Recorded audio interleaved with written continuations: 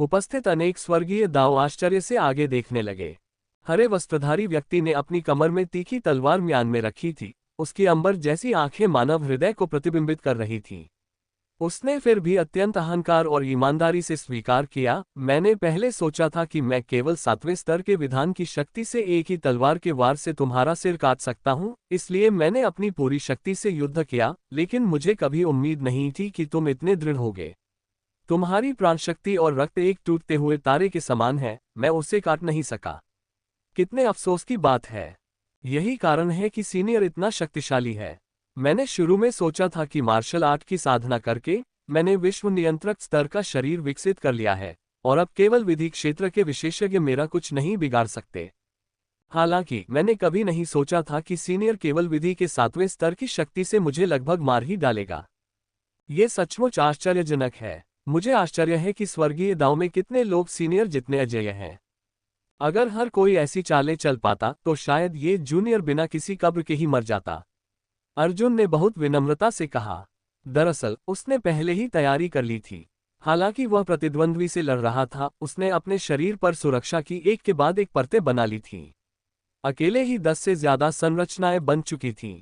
प्रतिद्वंद्वी ज्यादा से ज्यादा उसकी त्वचा का एक छोटा सा हिस्सा ही चीर सकता था, और गहराई तक जाना बिल्कुल असंभव था। लेकिन चाहे जो भी हो, प्रतिद्वंद्वी की तलवार की तान बहुत भयानक थी, और उसके मन में अभी भी डर बना हुआ था। अगर यह उसी स्तर की लड़ाई होती तो वह निश्चित रूप से मर जाता, इसलिए वह ऐसे स्वर्गीय दाव में अस्थायी रुचि विकसित करने से खुद को नहीं रोक सका।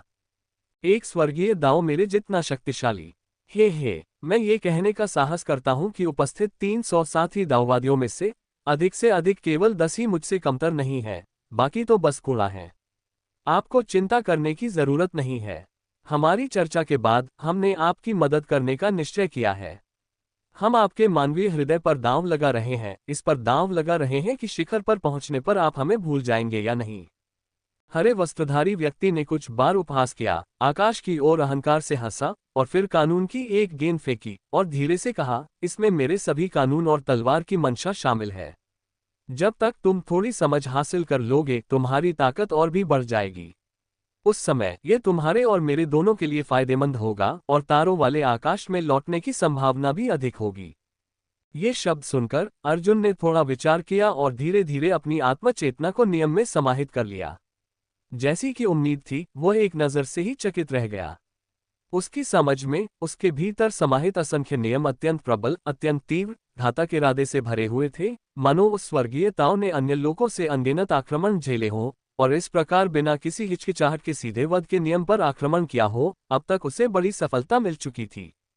इसलिए म्यू हेवनली दाव के शरीर में निहित कानून को अत्यंत हिंसक कहा जा सकता है। यदि प्रतिद्वंद्वी की अनुमति न होती, एक क्षण के लिए ऐसा महसूस होने पर अर्जुन गंभीर रूप से घायल हो सकता था और उसकी मौके पर ही मृत्यु हो सकती थी। कितना भयंकर कानून है। वह अपने हृदय की गहराई से चिल्लाने से स्वयं को नहीं रोक सका। उसकी आंखों में आश्चर्य की झलक दिखाई दे रही थी। ये दृश्य देखकर म्यू स्वर्गीय दाव बेहद प्रसन्न हुए और कई बार व्यंग्यात्मक लहजे में बोले, ये स्वाभाविक रूप से ऐसा ही है। जब मैं पहली बार पैदा हुआ था तो कई स्वर्गीय दाव मुझे खा जाना चाहते थे। अगर मैंने इस नियम को नहीं समझा होता तो शायद मुझे बहुत पहले ही खा लिया गया होता। इसलिए चाहे वे मेरे द्वारा पाले गए प्राणी हो या मेरी दुनिया, हर जगह अंतहीन वध है। मैं दुनिया की सबसे शक्तिशाली दाव, सबसे शक्तिशाली विनाशकारी शक्ति की तलाश में हूं। दुर्भाग्यवश ऐसा नियम बहुत तीखा है। तुम, एक साधारण मनुष्य, इतनी उच्च समझ नहीं रखते। अंततः तुम मेरे सारे नियमों को आत्मसात नहीं कर सकते, लेकिन बस एक नज़र डाल लेना ही तुम्हारा सौभाग्य है। उसने धीरे से अपने आप से कहा। वहां उपस्थित स्वर्गीय दाऊज ने उस पर सम्मान भरी दृष्टि डाली। ये वह अस्तित्व है जिसने एक बार मध्य स्वर्गीय दाव क्षेत्र में एक ऊपरी विश्व नियंत्रक को मार डाला था। ये सचमुच वही है। वह वध के नियम में माहिर है और संघर्ष करते हुए शिखर तक पहुंचा है। तारों भरे आकाश में विश्व नियंत्रक उसे देखकर भयभीत हो जाएंगे। ऐसे निर्दयी व्यक्ति ने सचमुच चाल चल दी है। क्या आपने देखा है कि अर्जुन और भी अधिक राक्षसी हो गया है?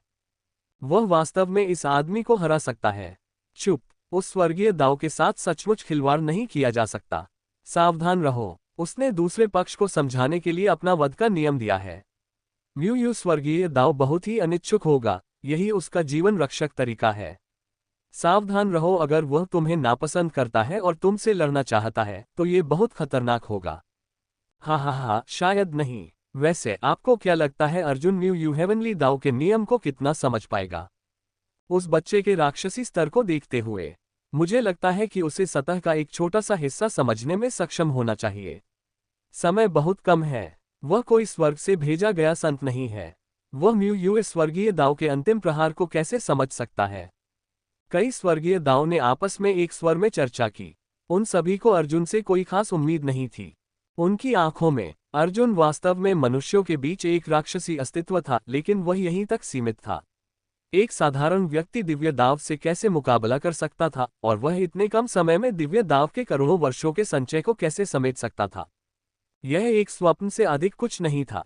न केवल स्वर्गीय दाव आशावादी नहीं थे, म्यू यूएस स्वर्गीय दाव भी ऐसे ही थे। अर्जुन के बगल में खड़े, लगातार अहंकार से उपहास करते हुए, उनकी आंखों में तिरस्कार का भाव था।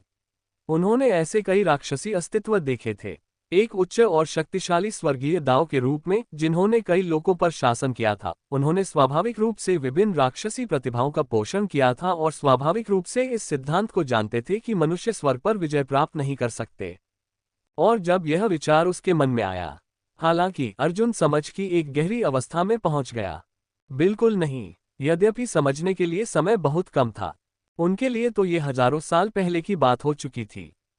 असंख्य नियमों के दाव शरीर और डेंगटियनमेंग गुप्त तकनीक की सहायता से उसकी समझ और साधना की गति दूसरों की तुलना में कम से कम करोड़ों गुना तेज थी। पहले वह इनका बलपूर्वक प्रयोग नहीं कर पाता था क्योंकि उसका शरीर बहुत कमजोर था और स्वर्ग और पृथ्वी की ऊर्जा को अवशोषित करना पहले से ही विधि क्षेत्र के लिए बेकार था। अब उसने अपनी आंखें बंद कर ली और स्वर्गीय दाव नियम को समझ लिया। और यह वध का एक बहुत घना कानून था। स्वाभाविक रूप से वह इसे आसानी से जाने नहीं देना चाहता था। अनंत नियम लगातार उसकी आत्मा में समा रहे थे, उसे एक अत्यंत दुखद हत्या का एहसास दिला रहे थे। फिर भी उसके मुंह के कोने पर धीरे धीरे एक हल्की सी मुस्कान उभर आई। उसे लगा कि उसका संचय पर्याप्त था। ऐसा लग रहा था कि वह पहले ही कानून के 7वें स्तर की महत्वपूर्ण रेखा तक पहुंच चुका था। वह निश्चित रूप से शीघ्र ही पुनः सफलता प्राप्त कर लेगा, लेकिन इस मामले में जल्दबाजी नहीं की जा सकती थी, अन्यथा इसका परिणाम आसानी से उल्टा हो जाएगा। इसलिए 15 मिनट बाद वह खड़ा हुआ, लेकिन वह पहले से बिल्कुल अलग था। अगर पहले वाला वह प्राणशक्ति और रक्त में बेजोड़ था और आसुरी ऊर्जा से लबालब भरा था, तो अब वह हत्या की मंशा की परतों में लिपटा हुआ था। घनी लाल प्राणशक्ति और रक्त लगातार उसके शरीर से लिपटे हुए थे, जो हवा में एक ऊर्जा तूफान में बदल रहे थे। इस क्षण ऐसा लग रहा था वह वध के अद्वितीय देवता में परिवर्तित हो गया था। इस क्षण उसने धीरे से अपने सामने खड़े 300 स्वर्गीय दाव को देखा। उसके मुंह के कोने पर एक क्रूर मुस्कान उभर आए। उसके हाथ में दानव भक्षक तलवार चमक उठी और उसने आकाश की ओर एक लंबी गर्जना की। वरिष्ठ, क्या आप मुझसे एक कदम आगे बढ़ने को तैयार हैं? जैसे ही उसकी आवाज धीमी हुई, आकाश और पृथ्वी पर घनी हत्या की भावना छा गई। सभी स्वर्गीय दाव पीछे हट गए, खासकर म्यू यू स्वर्गीय दाव। उसकी आंखों में आश्चर्य का भाव दिखाई दिया। उसे वास्तव में इस ब्लेड तकनीक में कुछ परिचय का आभास हुआ। असंभव, ये कैसे संभव है? Dot dot dot dot dot dot dot dot dot dot dot dot dot dot dot dot dot dot. अध्याय 612, 18 परत हत्या संरचना। उपस्थित अनेक स्वर्गीय दाव अपने सामने खड़े श्वेत वस्त्रधारी व्यक्ति को अविश्वास से देख रहे थे। हालांकि वह सुंदर दिख रहा था, उसके शरीर से निकलती रक्तक्यू मानो स्वर्ग के सभी नियमों को भस्म कर रही थी। उसके पीछे लाशों के पहाड़ और खून के समुद्र जमा थे, मानो उसने एक के बाद एक दुनिया का कत्लेआम किया हो। उसकी लाल आंखें क्रूरता से धधक रही थीं। एक ही कदम से उसके पूरे शरीर में रक्त वाहिकाएं धड़कने लगीं। हवा में उसके ब्लेड के एक ही वार से अनेक स्वर्गीय दाव सहज ही पीछे हट गए।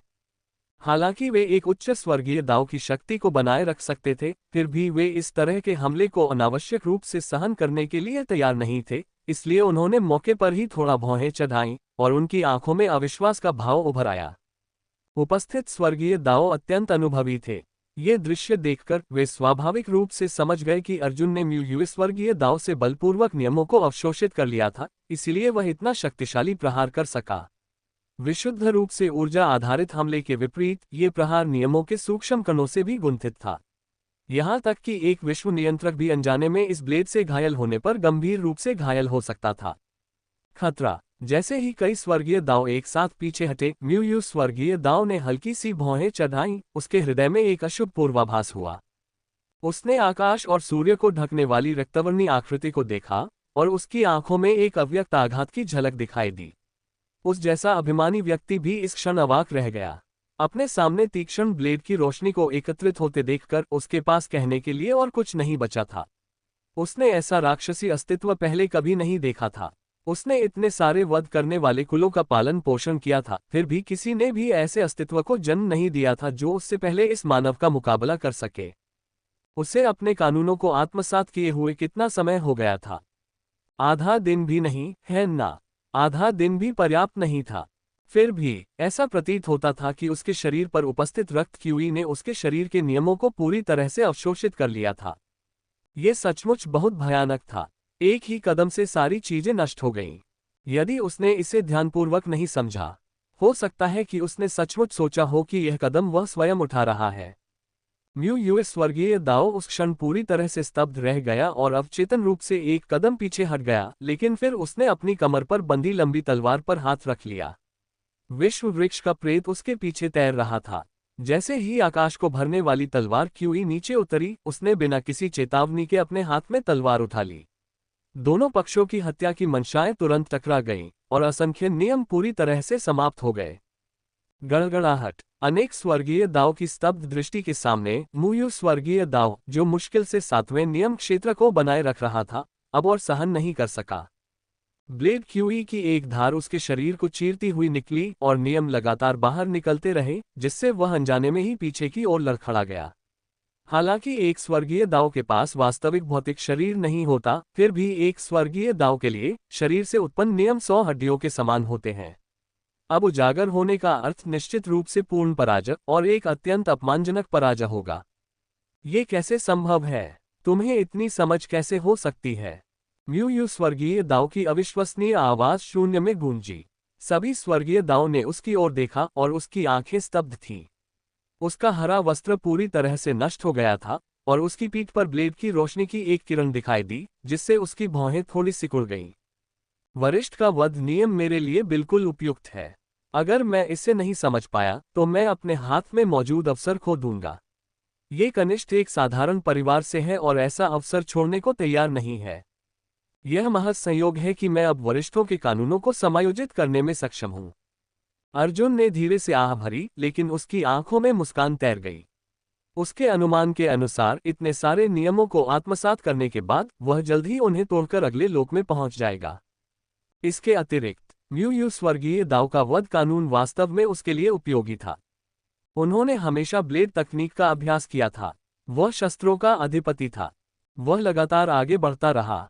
जहां भी वह गया, देवताओं और बुद्धों की हत्या की, बिना किसी संकोच के। ये सब उसके शरीर में हत्या की मंशा को और मजबूत करने के लिए किया गया।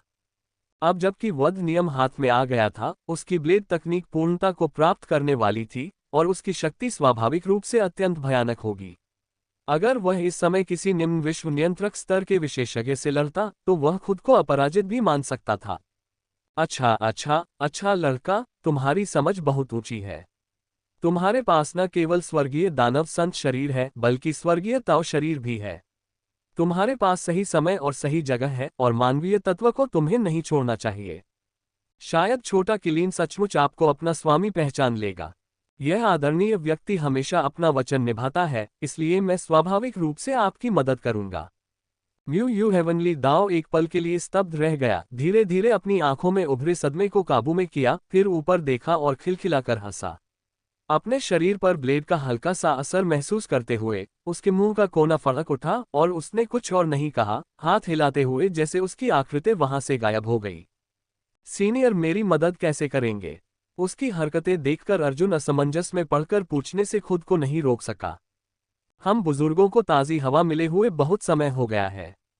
जब तुम किसी दूसरी दुनिया में लौटोगे तो तुम 9 स्वर्गों के खजाने की घंटी पर लगे बंधनों को हटा सकोगे, और फिर अपने शरीर के नियमों का इस्तेमाल करके उन दिव्य क्षमताओं को इकट्ठा कर सकोगे जो तुमने कभी संचित की थी। वो स्वर्गीय दरबार वगैरह। हम स्वर्गीय सैनिकों और स्वर्गीय सेनापतियों के रूप में प्रकट हो सकते हैं, जो तुम्हारे लिए लड़ने के लिए अपनी कम से कम 50% शक्ति का इस्तेमाल करने में सक्षम है। हालांकि यह ज्यादा से ज्यादा 15 मिनट तक ही कायम रह सकता है, लेकिन ये काफी होना चाहिए। म्यू यू हेवनली दाव की बेहद घमंडी आवाज शून्य में गूंजी और उसके शब्दों में एक मुस्कान की झलक दिखाई दी। जाहिर है, बाहर ताजी हवा मिलने की संभावना से वह बहुत अच्छे मूड में था। तो यह ऐसा है। ये सुनकर अर्जुन का हृदय शांत हो गया और उसके होठों पर एक मंद मुस्कान आ गई। उसने धीरे से अपने सामने स्थित स्वर्गीय ताऊ को प्रणाम किया और उसकी आकृति धीरे धीरे वहां से अदृश्य हो गई। और उसके जाने के बाद कई स्वर्गीय दाऊ ने एक दूसरे की ओर देखा और उनकी आंखों में एक साथ एक आशा भरी नजर उभरी। छोटा किलिन। मैंने बहुत समय से छोटा किलिन नहीं देखा। जब मैं छोटा था मैंने पिछली पीढ़ी का छोटा किलिन देखा था। ऐसा अस्तित्व बहुत भव्य, बहुत शक्तिशाली था, ऐसा कुछ नहीं जिसे मैं चाह सकूं। उसकी आभा का एक छोटा सा अंश मुझे नष्ट कर सकता था। फिर भी मैंने कभी नहीं सोचा था कि इस युग में एक युवा छोटा किलिन प्रकट होगा। और मैं बंधी हुई हूं और उसे प्राप्त नहीं कर सकती, जो मुझे सचमुच दुखी करता है। म्यू यू हेवनली दाऊ ने अपने दिल की गहराई से आह भरी। इन शब्दों को सुनकर वहां उपस्थित स्वर्गीय दाऊ भावुक होकर आह भरने से खुद को नहीं रोक सके। अल्पिराम अल्पिराम अल्पिराम अल्पिराम अल्पिराम। तू झो गुप्त क्षेत्र। एक भव्य घास के मैदान पर सफेद वस्त्रधारी आकृति शून्य में फिर प्रकट हुई। उसने अपने सामने किलिन के अंडे को देखा, जिसकी आंखों में उत्सुकता झलक रही थी। ये देखकर कि वह अभी तक नहीं फूटा था, उसने राहत की सांस ली। जैसे ही वह हत्या की कुछ और परतें बनाने ही वाला था, उसे अप्रत्याशित रूप से आगे से ठंडी आभा का एक उभार महसूस हुआ, जिससे उसे तुरंत कार्रवाई करने की जरूरत महसूस हुई। उसने हत्या की 18 परतें स्थापित की थीं। केवल आधे घंटे में 30 से अधिक विश्व नियंत्रकों के अथक आक्रमण से उनमें से 13 टूट गए थे। ऐसा प्रतीत होता है कि उन्होंने लिटिल किलिन के अंडे सेने के स्थान का पता लगा लिया है और सभी एक साथ इस स्थान की ओर दौड़ रहे थे। अरे वाह, आखिरकार यह आ ही गया। अर्जुन ने धीरे धीरे अपनी आंखें बंद कर लीं और खुद को चरम स्थिति में ले आया। तब छोटे किलिन की जिज्ञासु निगाहों के नीचे वह अपने ब्लेड को सामने रखकर अकेला खड़ा था। उसकी आंखें अत्यंत सतर्क थीं। यदि कोई विश्व नियंत्रक प्रकट हो जाए तो वह कोई दया नहीं दिखाएगा। वह तुरंत ही प्रतिद्वंद्वी को मार डालेगा। तू झो गुप्त क्षेत्र के भीतर एक विशाल मैदान पर नन्हे किलिन का निरंतर पालन पोषण हो रहा था और यहाँ असंख्य नियम एक साथ मिल रहे थे। उस क्षेत्र में ड्रैगन और फीनिक्स का एक शुभ दृश्य दिखाई दे रहा था और हर चीज लगातार गुनगुना रही थी। उसके सामने एक सफेद वस्त्र पहने आदमी खड़ा था, जिसके लंबे सफेद बाल उसकी कमर तक लहरा रहे थे। उसकी संकरी आंखें ठंडी निगाहों से आगे की ओर देख रही थीं और उसके शरीर से हत्या के इरादे की एक अंतहीन आभा निकल रही थी। आधा दिन बीत चुका है और परिधि पर मेरे द्वारा स्थापित सभी संहारक संरचनाएं नष्ट हो चुकी हैं।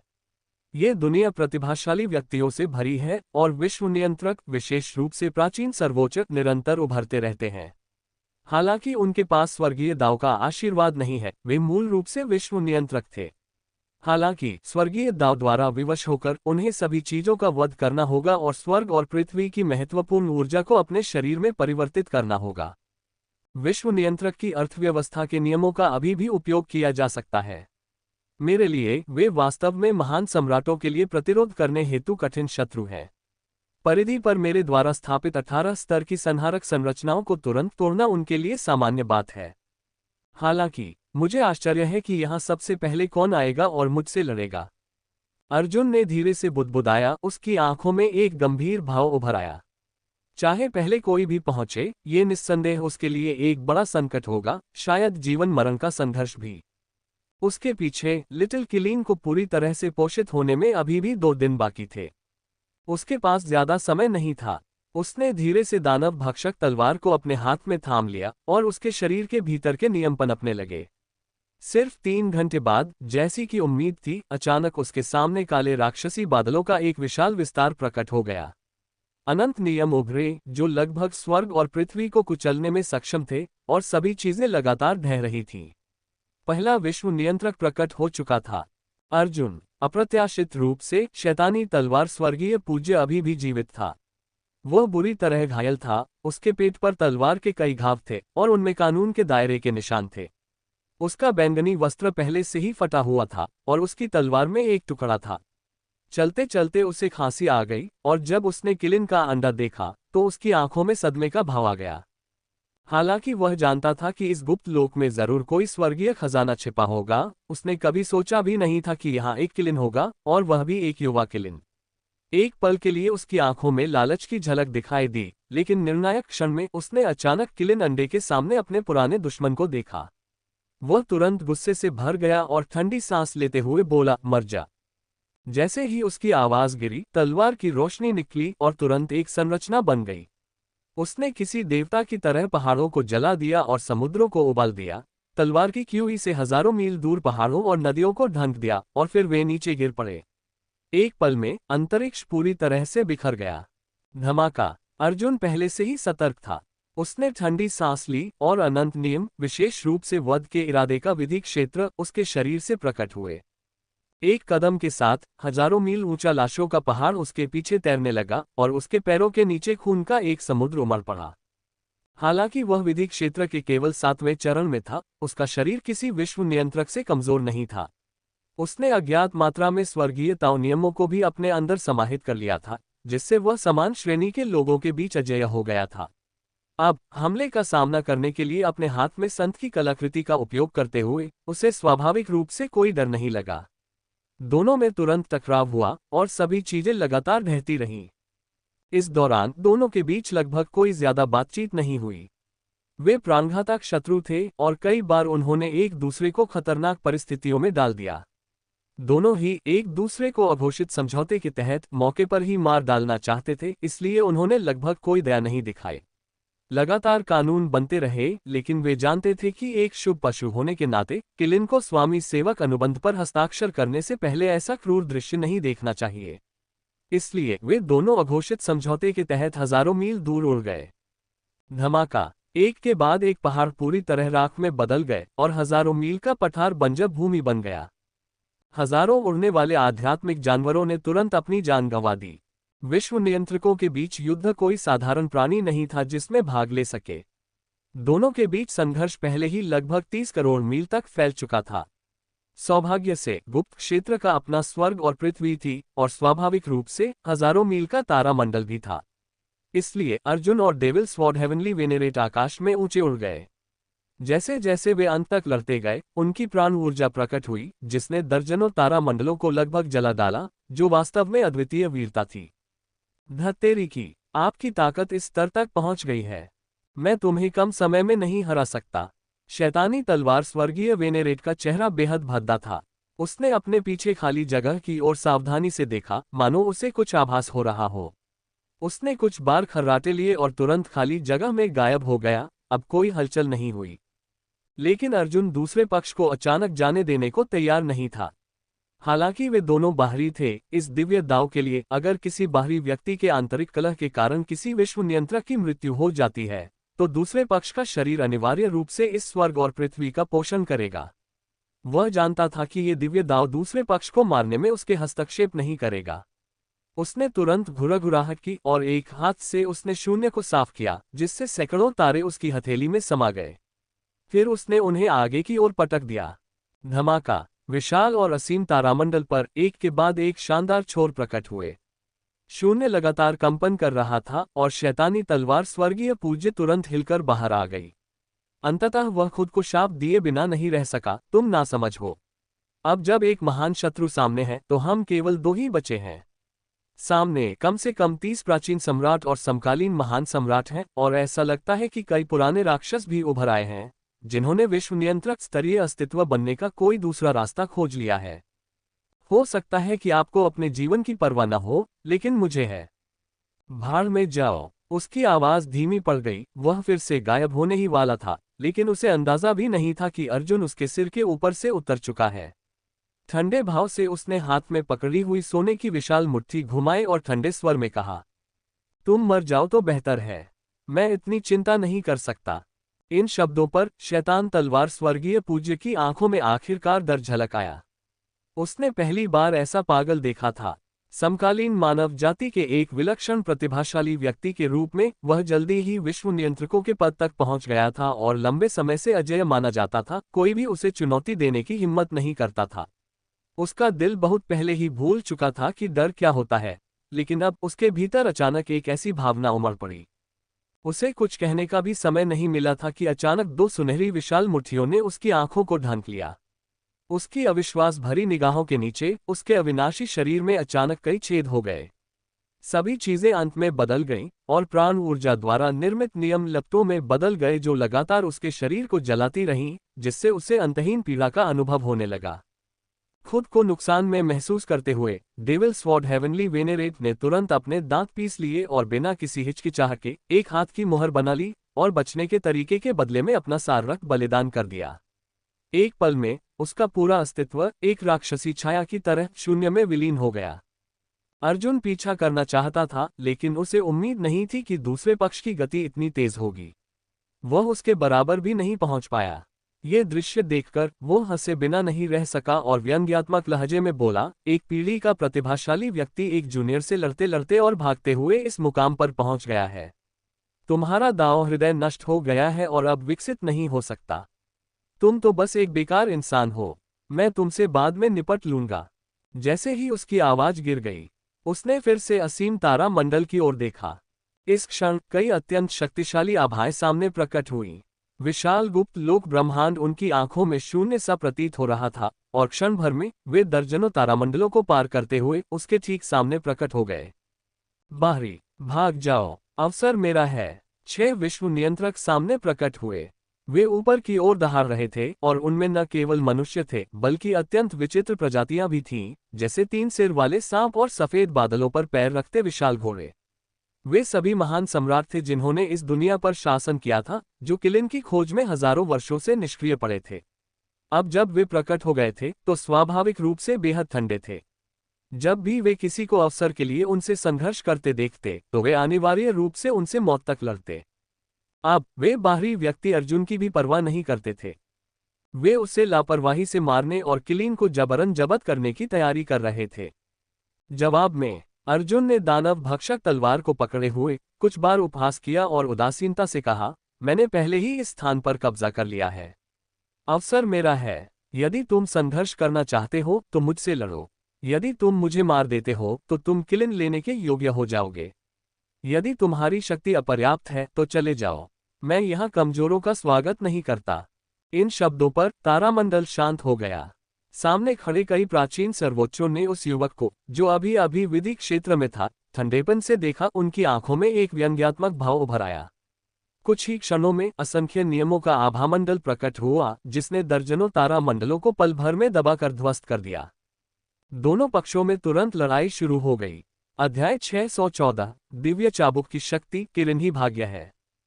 तू जो गुप्त क्षेत्र में विशाल और असीम स्टार सिस्टम के ऊपर कई विश्व नियंत्रकों ने एक साथ अपनी चालें चली। वे सभी इस दुनिया में शिखर पर पहुंच चुके प्राणी थे और प्रत्येक ने अपना रास्ता खुद बनाया था। कुछ ने ढाल बनाने की तकनीक में महारत हासिल कर ली थी, जबकि अन्य ने अपनी मारक क्षमता को चरम सीमा तक विकसित कर लिया था। इसलिए जब वे कोई कार्रवाई नहीं करते थे तो वे कोई कार्रवाई नहीं करते थे, लेकिन एक बार जब वे कार्रवाई करते थे तो वे अपने लक्ष्य को तुरंत मार देते थे। उनमें अहंकार कूट कूट कर भरा था और वे आमतौर पर किसी भी दुश्मन पर हमला नहीं करते। लेकिन अब जब मौका उनके सामने था तो वे खुद को रोक नहीं पाए। उन सभी ने अपने सामने मौजूद युवा विधि क्षेत्र साधक पर हमला कर दिया। उनकी आंखों में तीव्र हत्या की मंशा और एक प्रकार की ठंडी उदासीनता थी। धमाका। जिस क्षण दोनों पक्षों ने हमला किया, उन्होंने तुरंत और एक साथ दूसरे की जबरदस्त ताकत को महसूस किया। उनकी आंखें अविश्वास से चौड़ी हो गईं कि उनके सामने मौजूद प्राणी के पास इतनी शक्ति थी।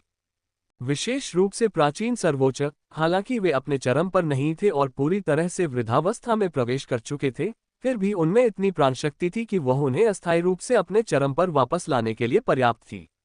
उनकी शक्ति, चाहे उसे किसी भी रूप में वर्णित किया जाए, अंततः विधि क्षेत्र के साधकों को कुचल सकती थी, जो समकालीन महान सम्राटों से केवल थोड़ा ही कमजोर थे। लेकिन उनके सामने युवा विधि क्षेत्र साधक इतना शक्तिशाली क्यों था? उन्होंने स्टार सिस्टम में कई राउंड तक बिना हारे उनसे लड़ाई लड़ी थी। उनके दिलों में गहरा सदमा लगा। अर्जुन को भी यही लगा। उसने शुरू में सोचा था कि चूंकि प्राचीन सर्वोच्च विश्व नियंत्रक के रूप में स्वर्गीय ताओ की कृपा खो चुके हैं, इसलिए उनका भाग्य नष्ट हो जाना चाहिए था और उनके संचित नियम अनिवार्य रूप से समाप्त हो जाएंगे और समय के क्षरण के कारण वे अशक्त हो जाएंगे। हालांकि उनके पास अभी भी शक्ति होगी। उन्हें अब विश्व नियंता की श्रेणी में नहीं आना चाहिए था। फिर भी उनसे टकराने पर उसे स्वर्ग जैसी एक दमनकारी शक्ति का अनुभव हुआ, जिसने उसके शरीर को तनावग्रस्त कर दिया और एक अवर्णनीय दबाव पैदा कर दिया। धमाका। कई तारा प्रणालियां पूरी तरह से नष्ट हो गईं और 10,000 झांक तारे राख में बदल गए। दोनों पक्षों में लड़ाई जारी रही और असंख्य कानून सामने आए। हालांकि इस लड़ाई ने उन्हें लगातार चिंतित कर रखा था। धिक्कार है, जो बाहरी लोग पहले अतिक्रमण कर चुके थे वे ताकत में औसत दर्जे के थे। मैंने एक से अधिक विश्व नियंत्रकों को मार डाला है। एक समकालीन महान सम्राट के रूप में मेरे कार्यकाल के दौरान एक ही विचार दर्जनों कानून शक्तियों को मार सकता था। स्वर्गीय शैतान इससे अधिक कुछ नहीं है। लेकिन ये बच्चा इतना अविश्वसनीय रूप से शक्तिशाली क्यों है? एक प्राचीन सर्वोच्च बहुत आश्चर्यचकित था, उसकी आंखों में अत्यधिक उदासीनता दिखाई दे रही थी। एक राक्षस। ये व्यक्ति निश्चित रूप से एक राक्षस है। हालांकि वह वर्तमान में कानून क्षेत्र में है, उसकी शारीरिक शक्ति हमारे बराबर है। इस व्यक्ति में भी अवसर के लिए प्रतिस्पर्धा करने की योग्यता है। इस व्यक्ति को मरना ही होगा, अन्यथा वह हमारे लिए बहुत बड़ा खतरा बन जाएगा। जैसे ही उसकी आवाज गिरी, बाकी सभी सर्वोच्चों ने हाथ की मुहरें बना ली, उनकी निगाहें कठोर हो गईं। उन्होंने अपने मार्ग को चरम सीमा तक आगे बढ़ाया था और स्वर्गीय दाव की कृपा होने के बाद उन्होंने पुनरुत्थान की एक विधि पर भी शोध किया था। इस दुनिया ने सामूहिक रूप से इस पुनरुत्थान विधि को महान सम्राट रहस्य क्षेत्र कहा। जो कोई भी इस क्षेत्र में कदम रखता, वह निस्संदेह इस जीवन में अजेय हो जाता तथा 1/4 घंटे के भीतर अपनी शक्ति से कम 10 गुना अधिक शक्तिशाली हमला करने में सक्षम हो जाता, जो वास्तव में भयानक था। इसलिए जब कई सर्वोच्चों ने देखा कि वे प्रतिद्वंद्वी के साथ गतिरोध में हैं और उन्हें लगा कि उनके पीछे प्राचीन सर्वोच्चों का आभामंडल उभरने वाला है, तो वे अंततः घबरा गए। एक के बाद एक गुप्त तकनीकें उनसे उभरी, उनकी प्राण ऊर्जा लगातार तारों को जला रही थी। गर्जना की गूंज के साथ स्वर्ग और पृथ्वी राख में बदल गए। वे प्राचीन देवताओं जैसे लग रहे थे, उनकी आकृतियां 10,000 झांग ऊंची उठ रही थीं और अर्जुन को छुरा घोंपने के लिए अपने हथियार जोर से घुमा रही थीं। फाड़ना। बैंगनी बिजली शून्य को चीरती हुई चमकी और अर्जुन की अस्त-व्यस्त आकृति प्रकट हुई। उसने आश्चर्य से अपने सामने प्रकट हो रही आकृतियों को देखा, अपने मुंह के कोने से खून पोंछा और उसकी आंखों में अत्यंत गंभीरता झलक रही थी। पारे जैसी प्राणशक्ति होने के बावजूद एक मानवरूपी विशालकाय अजगर की तरह उसका शरीर इस समय लगातार कांप रहा था। वह निर्णायक रूप से पीछे हट गया। उसे पूर्वाभास था कि अगर वह वहीं रुका रहा तो बिना किसी दफन के उसकी तुरंत मृत्यु हो जाएगी और विश्व नियंत्रक स्तर का शरीर भी बेकार हो जाएगा। प्रतिद्वंद्वी के हथियारों से उसे इस दुनिया के सभी जीवों के विलाप और बलिदानों का एहसास हुआ। वे इस दुनिया के महान सम्राटों का सम्मान करते थे, इस दुनिया के सबसे शक्तिशाली प्राणियों से डरते थे और अनंत टेलीकिनेसिस विचार शक्ति उभरी, जिसने प्राचीन सर्वोच्चों के लिए स्वर्गीय शैतानों का दमन किया। धमाका। एक के बाद एक सुनहरे हथियार हवा में तैर रहे थे और विश्व नियंत्रकों का आभामंडल भड़क उठा। हजारों विशाल और असीम तारामंडल पूरी तरह राख में बदल गए। अर्जुन के पास खड़े होने की लगभग कोई जगह नहीं बची थी। उसके पीछे एक सुनहरा चाबुक प्रकट हुआ, जिसे इस दुनिया ने ईश्वर पीटने वाला चाबुक कहा। एक चाबुक पूरे तारामंडल को राख में बदल सकता था। वह प्रकाश की एक सुनहरी किरण में बदल गया और भाग गया, उसकी आंखें सदमे से भरी हुई थीं। धिक्कार है, इस दुनिया के प्राचीन सर्वोच्चों के पास ऐसे तरीके हैं। मैं पहले से ही केवल एक विश्व नियंत्रक के खिलाफ बहुत संघर्ष कर रहा हूं और अब 6 से अधिक प्राणी मुझसे लड़ रहे हैं। इसके अलावा उनकी गुप्त तकनीकें उनकी ताकत को कम से कम 10 गुना बढ़ा सकती हैं। वे वास्तव में राक्षसी हैं। यदि वे स्टार सिस्टम में होते तो उनमें से प्रत्येक एक ऐसी ताकत होती जिसका सामना करना पड़ता, जो मुझे तुरंत मार सकता था। अगर मैं अभी नहीं भागा तो मैं सचमुच मर जाऊंगा। अर्जुन की दृष्टि शांत थी। वह जानता था कि अगर वह अभी घबराया तो उसकी मृत्यु और भी जल्दी हो जाएगी। वह एक के बाद एक तारामंडल पार करता गया। सौभाग्य से इस समय तारामंडल में 10 से ज्यादा प्राचीन सर्वोच्चों की आभाएं पुनः प्रकट हुई। वे स्वर्ग और पृथ्वी के बीच राजाओं की तरह थे। एक बार स्वर्ग और पृथ्वी पर राज करने के बाद उन्हें स्वर्गीय दाव का अनुग्रह प्राप्त हुआ था और उनकी शक्ति अतुलनीय थी। एक कदम के साथ कई प्राचीन सर्वोच्च, जिन्होंने पहले ही महान सम्राट रहस्य का उपयोग किया था, सभी ने अपने हाथ रोक लिए और नए लोगों को सतर्कता से देखते रहे। गु किंगवान, क्या एक युवा विधि क्षेत्र साधक का वध करने के लिए ऐसे तरीकों का उपयोग करना आवश्यक है? एक प्राचीन सर्वोच्च व्यक्ति उपहासपूर्वक हंसा, उसकी आंखों में तिरस्कार झलक रहा था। किसी ने उसे उस महान सम्राट के रूप में पहचाना जिसने 90,000 साल पहले स्वर्ग और पृथ्वी पर राज किया था, जो व्यूह रचना के साथ शिखर पर पहुंचा था और जिसका अस्तित्व दुनिया में बेजोड़ था। ये राक्षस बहुत अजीब है। हालांकि वह कानून के दायरे में है, फिर भी उसके पास एक महान सम्राट का आभामंडल है और उसकी प्राणशक्ति चरम सीमा तक संयमित है। ये स्वर्गीय शैतान थोड़ा खास है। अगर मैं इसे आसानी से हल कर सकता तो मैं निषिद्ध विधि का उपयोग क्यों करता? गु किंगवांग ने तिरस्कार से कहा, उसकी आंखों में तिरस्कार झलक रहा था। इस दुनिया में वह एक राक्षस था, एक विलुप्त वृक्ष की आत्मा जिसने 97,000 वर्षों तक साधना की और तुरंत एक महान सम्राट बन गया। उसकी अपनी शक्ति अतुलनीय रूप से दुर्जय थी, विशेष रूप से उसके हाथ में ईश्वर पीटने वाला चाबुक, जो समकालीन महान सम्राटों के लिए भी एक अत्यंत भयानक हथियार था। बहुत हो गई बातें, किलिन आगे है। उजाड़ प्राचीन युग में स्वर्गीय दाओ ने एक बार हमें बताया था कि जो कोई भी किलिन को सफलतापूर्वक प्राप्त कर लेगा, वह निश्चित रूप से भविष्य में महान सम्राट से ऊपर एक अन्य क्षेत्र में चढ़ने में सक्षम होगा, जिसे मैं आमर कहता हूँ। मुझे रोकने की हिम्मत मत करना, वरना तुम आसानी से अपनी जान गंवा सकते हो। प्राचीन सर्वोच्च ने तिरस्कारपूर्वक उपहास किया और उस मैदान की ओर बढ़ गया जो पहले ही रेगिस्तान में बदल चुका था। कई प्राचीन सर्वोच्चों ने भी ऐसा ही किया। इस क्षण तक स्वर्गीय शून्य मंडप स्वामी, एक समकालीन महान सम्राट, अंततः प्रकट हुए। युवा पीढ़ी के सबसे शक्तिशाली, अपने चरम पर प्राचीन सर्वोच्चों द्वारा घेर लिए गए थे और अब गंभीर रूप से घायल हो गए थे। अपनी चोटों को बलपूर्वक दबाते हुए उन्होंने अपने अपंग शरीर को घसीटा और प्रवेश किया। पलक झपकते ही युद्ध की गगनभेदी चीखें पूरे मैदान में गूंज रही थीं। गुप्त क्षेत्र की असीम तारा प्रणाली के ऊपर अर्जुन ने नीचे मैदान को ठंडेपन से देखा। दर्जनों विश्व नियंत्रक एक किलिन के लिए होड़ में बिना किसी हिचकिचाहट के। देखते ही देखते एक भीषण हाथापाई शुरू हो गई। शायद वे पहले दोस्त रहे होंगे, शायद उन्होंने एक दूसरे की मदद की होगी, लेकिन अब अपनी आंखों के सामने एक सच्चा मौका और एक मजबूत कानून क्षेत्र देखकर उन्होंने स्वाभाविक रूप से कोई हिचकिचाहट नहीं दिखाई। उन सभी ने असंख्य कानूनों का इस्तेमाल करते हुए कई पूर्व महान सम्राटों को बलपूर्वक मार गिराया। मारना, मारना, मारना, बहरा कर देने वाली गर्जनाएं आकाश और पृथ्वी में गूंज उठी। नन्हा किलिन भयभीत होकर अपने सामने सब कुछ देख रहा था। शून्य से ताजा रक्त की बूंदें गिर रही थीं। एक महान सम्राट के रक्त की प्रत्येक बूंद एक तारामंडल को चकनाचूर कर सकती थी और आभा का एक छोटा सा कण सभी चीजों को चीर सकता था। अब असंख्य प्राचीन सर्वोच्चों ने हर संभव चाल चली। कुछ ने तो अपनी जान की परवाह भी नहीं की, सीधे अपने महान सम्राट शरीर को खींच लिया। अपनी शक्ति बढ़ाने के लिए लगातार महान सम्राट रहस्य का प्रयोग किया, गुप्त क्षेत्र को लगभग चकनाचूर कर दिया। विशाल विश्व राख में तब्दील होने के कगार पर लग रहा था। हजारों नियम अनगिनत खंडित ऊर्जाओं में परिवर्तित हो गए। उन्होंने वास्तव में बलपूर्वक सभी कानूनों को तोड़ दिया। वे पूरी तरह पागल थे। ये विश्व नियंत्रकों के बीच जीवन मरण का संघर्ष था। अर्जुन अपने सामने के दृश्य को उदासीनता से अविचलित होकर देख रहा था। वह जानता था कि वह अभी कुछ नहीं कर सकता। हालांकि उसका सबसे बड़ा तुरुप का पत्ता, वध करने वाला स्वर्गीय कवच, कई विश्व नियंत्रकों को दबाने के लिए 12 ज्योतियान संहारक व्यूह को सक्रिय कर सकता था, लेकिन इससे उसकी जीवन शक्ति भी समाप्त हो जाती। अगर उसकी शक्ति समाप्त हो जाती तो उसका अंतिम भाग्य तत्काल मृत्यु होता। इसके अलावा मैदान पर एक महान सम्राट था जो संरचनाओं में माहिर था, जिसने संरचनाओं के दांव को चरम सीमा तक पहुंचा दिया था। शायद वह अपने 12 ज्योतियान वध व्यूह को भी तोड़ सकता था। क्या स्वर्ग ने उसे किलिन पर कब्जा करने में मदद की?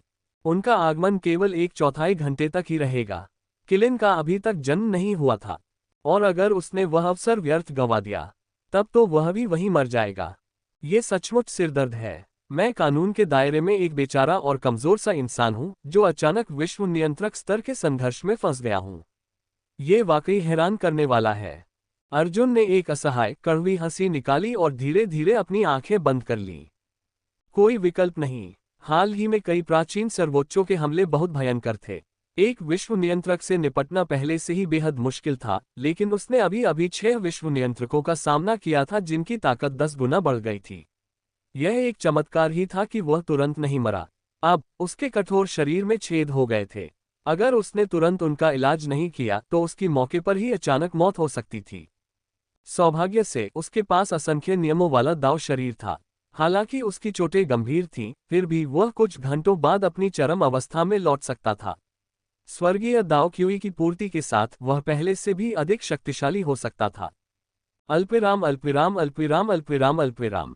इस दौरान लिटिल किलिन के जन्मस्थान पर विशाल पठार के ऊपर सूखा पड़ा हुआ था, जो कभी जीवन से जीवंत था। उसने कई प्राचीन शासकों और समकालीन महान सम्राटों के बीच भीषण युद्ध में हजारों जीवों को नष्ट होते देखा।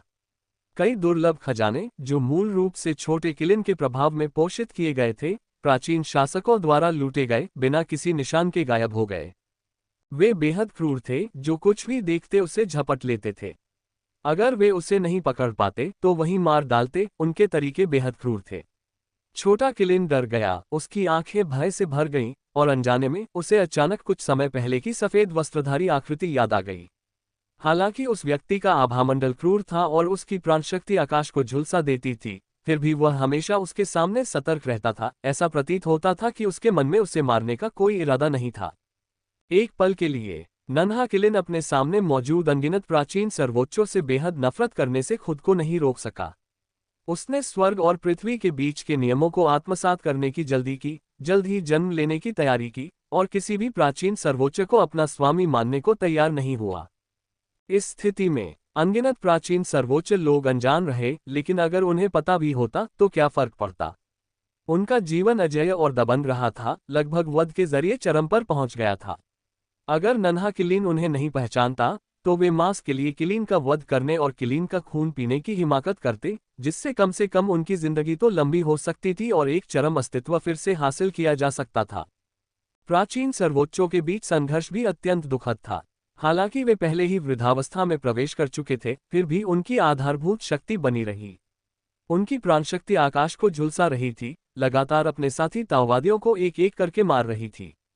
हर चीज लगातार गुनगुना रही थी। कुछ ही देर में 30 से ज्यादा प्राचीन सर्वोच्चों में से 5 वास्तव में गिर गए। उनमें से कई समकालीन महान सम्राटों को निशाना बना रहे थे। अनेक सर्वोच्चों में सबसे युवा होने के नाते स्वर्गीय शून्य मंडप स्वामी पर सबसे अधिक दबाव था। वह अपने चरम पर थे, कोई साधारण सर्वोच्च उनसे मुकाबला नहीं कर सकता था। एक ही कदम में उन्होंने असंख्य नियमों का प्रयोग किया, कई सर्वोच्चों को बलपूर्वक पीछे धकेला और फिर गंभीर रूप से घायल हो गए। उनका सम्राट शरीर सीधे फट गया, लेकिन सौभाग्य से वे रक्त की एक बूंद से पुनर्जीवित हो गए और तुरंत अपनी चरम अवस्था में पहुंच गए। उनकी आंखें अत्यधिक शीतलता से भरी हुई थीं। उसने अपने पलटवार में जरा भी दया नहीं दिखाई। सिर्फ आधे घंटे में एक प्राचीन सर्वोच्च को मौके पर ही मार गिराने के बाद वह उछल पड़ा। उसके हाथ में एक विशाल तारामंडल था और उसने एक आकृति पर जोर से वार किया। तुम सच में एक जिद्दी भूत हो। मैंने युद्ध में हिस्सा नहीं लिया, फिर भी तुम मुझे ढूंढते रहते हो। शैतानी तलवार स्वर्गीय पूज्य क्रोधित हो गया। उसने उपचार के लिए शून्य में खुद को छिपा लिया था, और जब प्राचीन सर्वोच्च अपने संघर्ष में बुरी तरह घायल हो गए तो वह बलपूर्वक हमला करके छोटी किलिन को पकड़ने की योजना बना रहा था। अप्रत्याशित रूप से उसके गुप्त तरीकों का पता चल गया। वह तुरंत ठंडा पड़ गया, राक्षसी ऊर्जा बाहर निकल आई और अनंत तलवार क्यूई ने शून्य को हिला दिया। एक सम्राट होने के नाते स्वर्गीय दाव का अनुग्रह प्राप्त होता है। मैं अपनी पीढ़ी में अजेय हूं और मुझे सभी जीवों की रक्षा करनी चाहिए। तुम तो केवल स्वर्गीय क्षेत्र से बाहर के एक शैतान हो, तुम्हें यही मरना होगा। स्वर्गीय शून्य मंडप स्वामी ने एक लंबी गर्जना की। वह स्थानिक कालिक नियमों में निपुण थे और उन्होंने लगभग उनका चरम तक अध्ययन कर लिया था। उनके एक ही कदम से सभी नियम लगातार राख में बदल रहे थे। उनके हाथ में एक प्राचीन कांसे का दर्पण प्रकट हुआ, जो चारों दिशाओं को प्रकाशित कर रहा था, और अत्यंत तीक्ष्ण तलवार की रोशनी के टुकड़े निकल रहे थे। चाहे प्राचीन सर्वोच्च हो या विश्व नियंत्रक, जो भी मारा जाता वो लगभग निश्चित रूप से मर जाता या गंभीर रूप से घायल हो जाता। धमाका। शैतानी तलवार स्वर्गीय पूज्य अब और टिक नहीं सका। उसका शरीर लगातार क्षीण होता जा रहा था। उसने अपने हाथ की लंबी तलवार फेंक दी और उसका बैंगनी वस्त्र राख में बदल गया। मौत के खतरे से बचने के लिए उसने दांत पीसते हुए बलपूर्वक छोटी किलिन को पकड़ने का मौका छोड़ दिया और तुरंत विशाल और असीम तारामंडल में भाग गया। ये देखकर स्वर्गीय शून्य मंडप स्वामी ने उसे ठंडी नजरों से देखा और तिरस्कारपूर्वक घुराया। मैं यहाँ अवसर पाकर तुम्हें मार डालूंगा। एकमात्र स्वर्गीय शैतान सभी जीवित प्राणियों पर मेरे शासन की नींव को हिला नहीं सकता। इसमें कोई आश्चर्य की बात नहीं थी कि वह शैतानी तलवार स्वर्गीय पूज्य से इतना नाराज था। इस दुनिया के महान सम्राट होने के नाते अपने चरम पर वह स्वर्गीय दाऊ का कृपापात्र था और जनता का उस पर विश्वास था। उसने बहुत पहले ही आस्था का एक स्वर्णिम शरीर जमा कर लिया था, जिसे किसी प्राचीन सर्वोच्च के अलावा किसी भी चीज से तोड़ा नहीं जा सकता था। फिर भी उसके सामने वाले व्यक्ति ने वास्तव में लोगों को भड़काया था, किसी प्रकार का राक्षसी तलवार पंथ बनाया था, जिससे वह लगभग अपना जनसमर्थन खो बैठा था और उसके लिए अपने स्वर्गीय सम्राट स्वर्णिम शरीर को पुनः संगठित करना मुश्किल हो गया था, जिससे वह लगभग यह अवसर गंवा बैठा था। इससे वह नाराज क्यों न हो, इस व्यक्ति को न मारना उसके क्रोध को शांत करने के लिए पर्याप्त नहीं होगा। तू जो गुप्त क्षेत्र में विशाल और असीम तारों वाले आकाश के ऊपर शैतानी तलवार स्वर्गीय पूज्य असीम तारों भरे आकाश में दयनीय अवस्था में भाग रहा था, उसकी आंखें भय से भरी हुई थीं। उसने कभी सोचा भी नहीं था कि वह इतना बदकिस्मत होगा। इस दुनिया में आने के बाद उसे सबसे पहले विश्व नियंत्रक ने घेरा, जो कानून के महाशक्तियों और दिव्य शक्तियों वाले साधकों के एक समूह का नेतृत्व कर रहा था। उसे पहले ही ऐसी चोटें लग चुकी थीं जिनका ठीक होना मुश्किल था।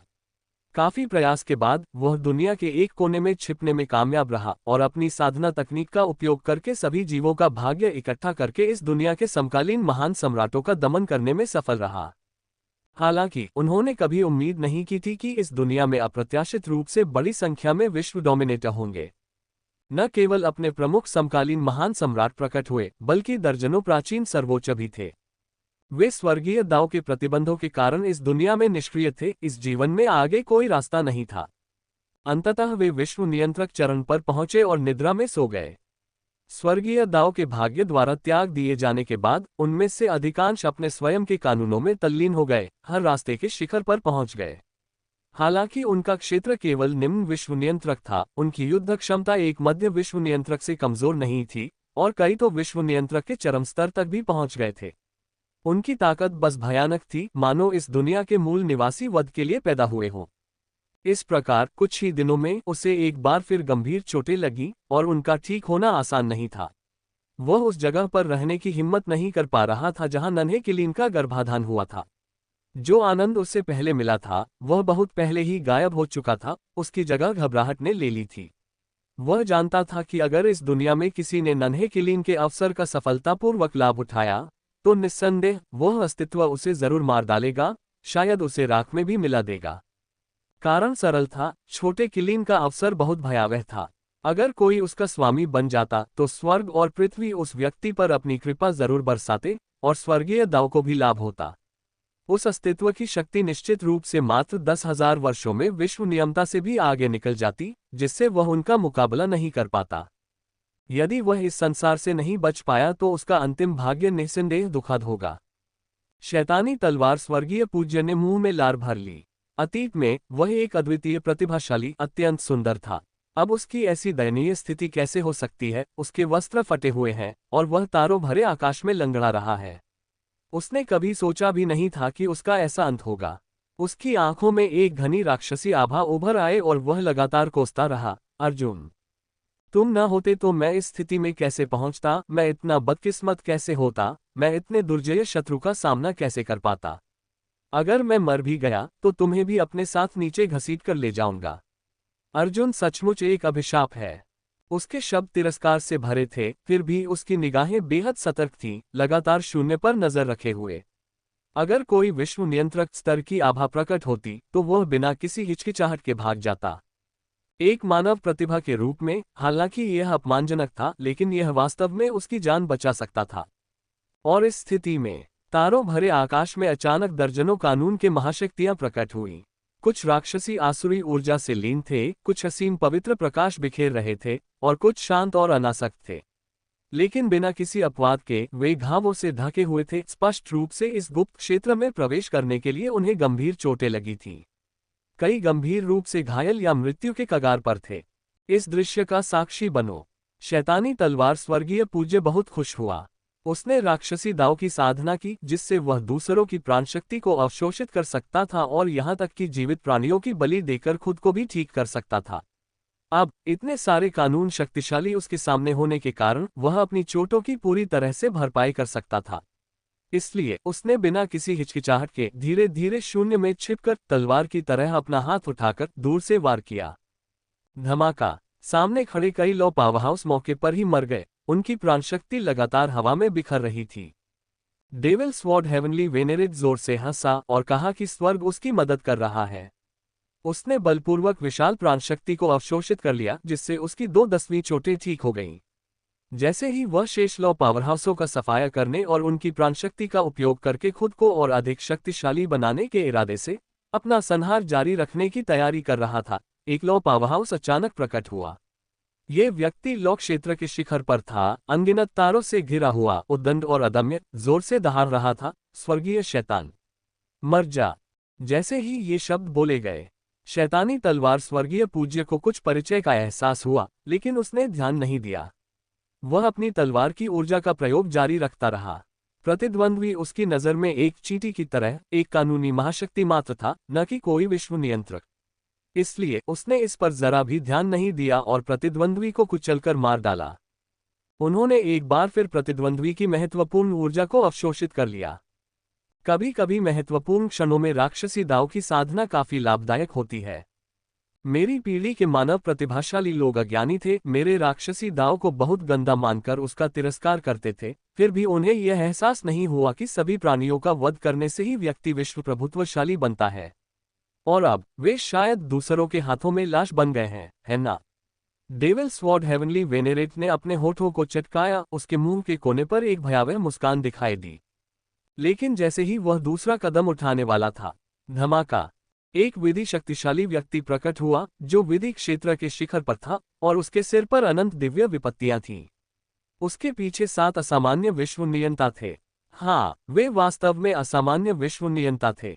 उन्होंने अपनी आभा और प्राणशक्ति को विश्व नियंता स्तर तक विकसित कर लिया था, लेकिन वे विश्व नियंता के नियमों का उपयोग नहीं कर सकते थे।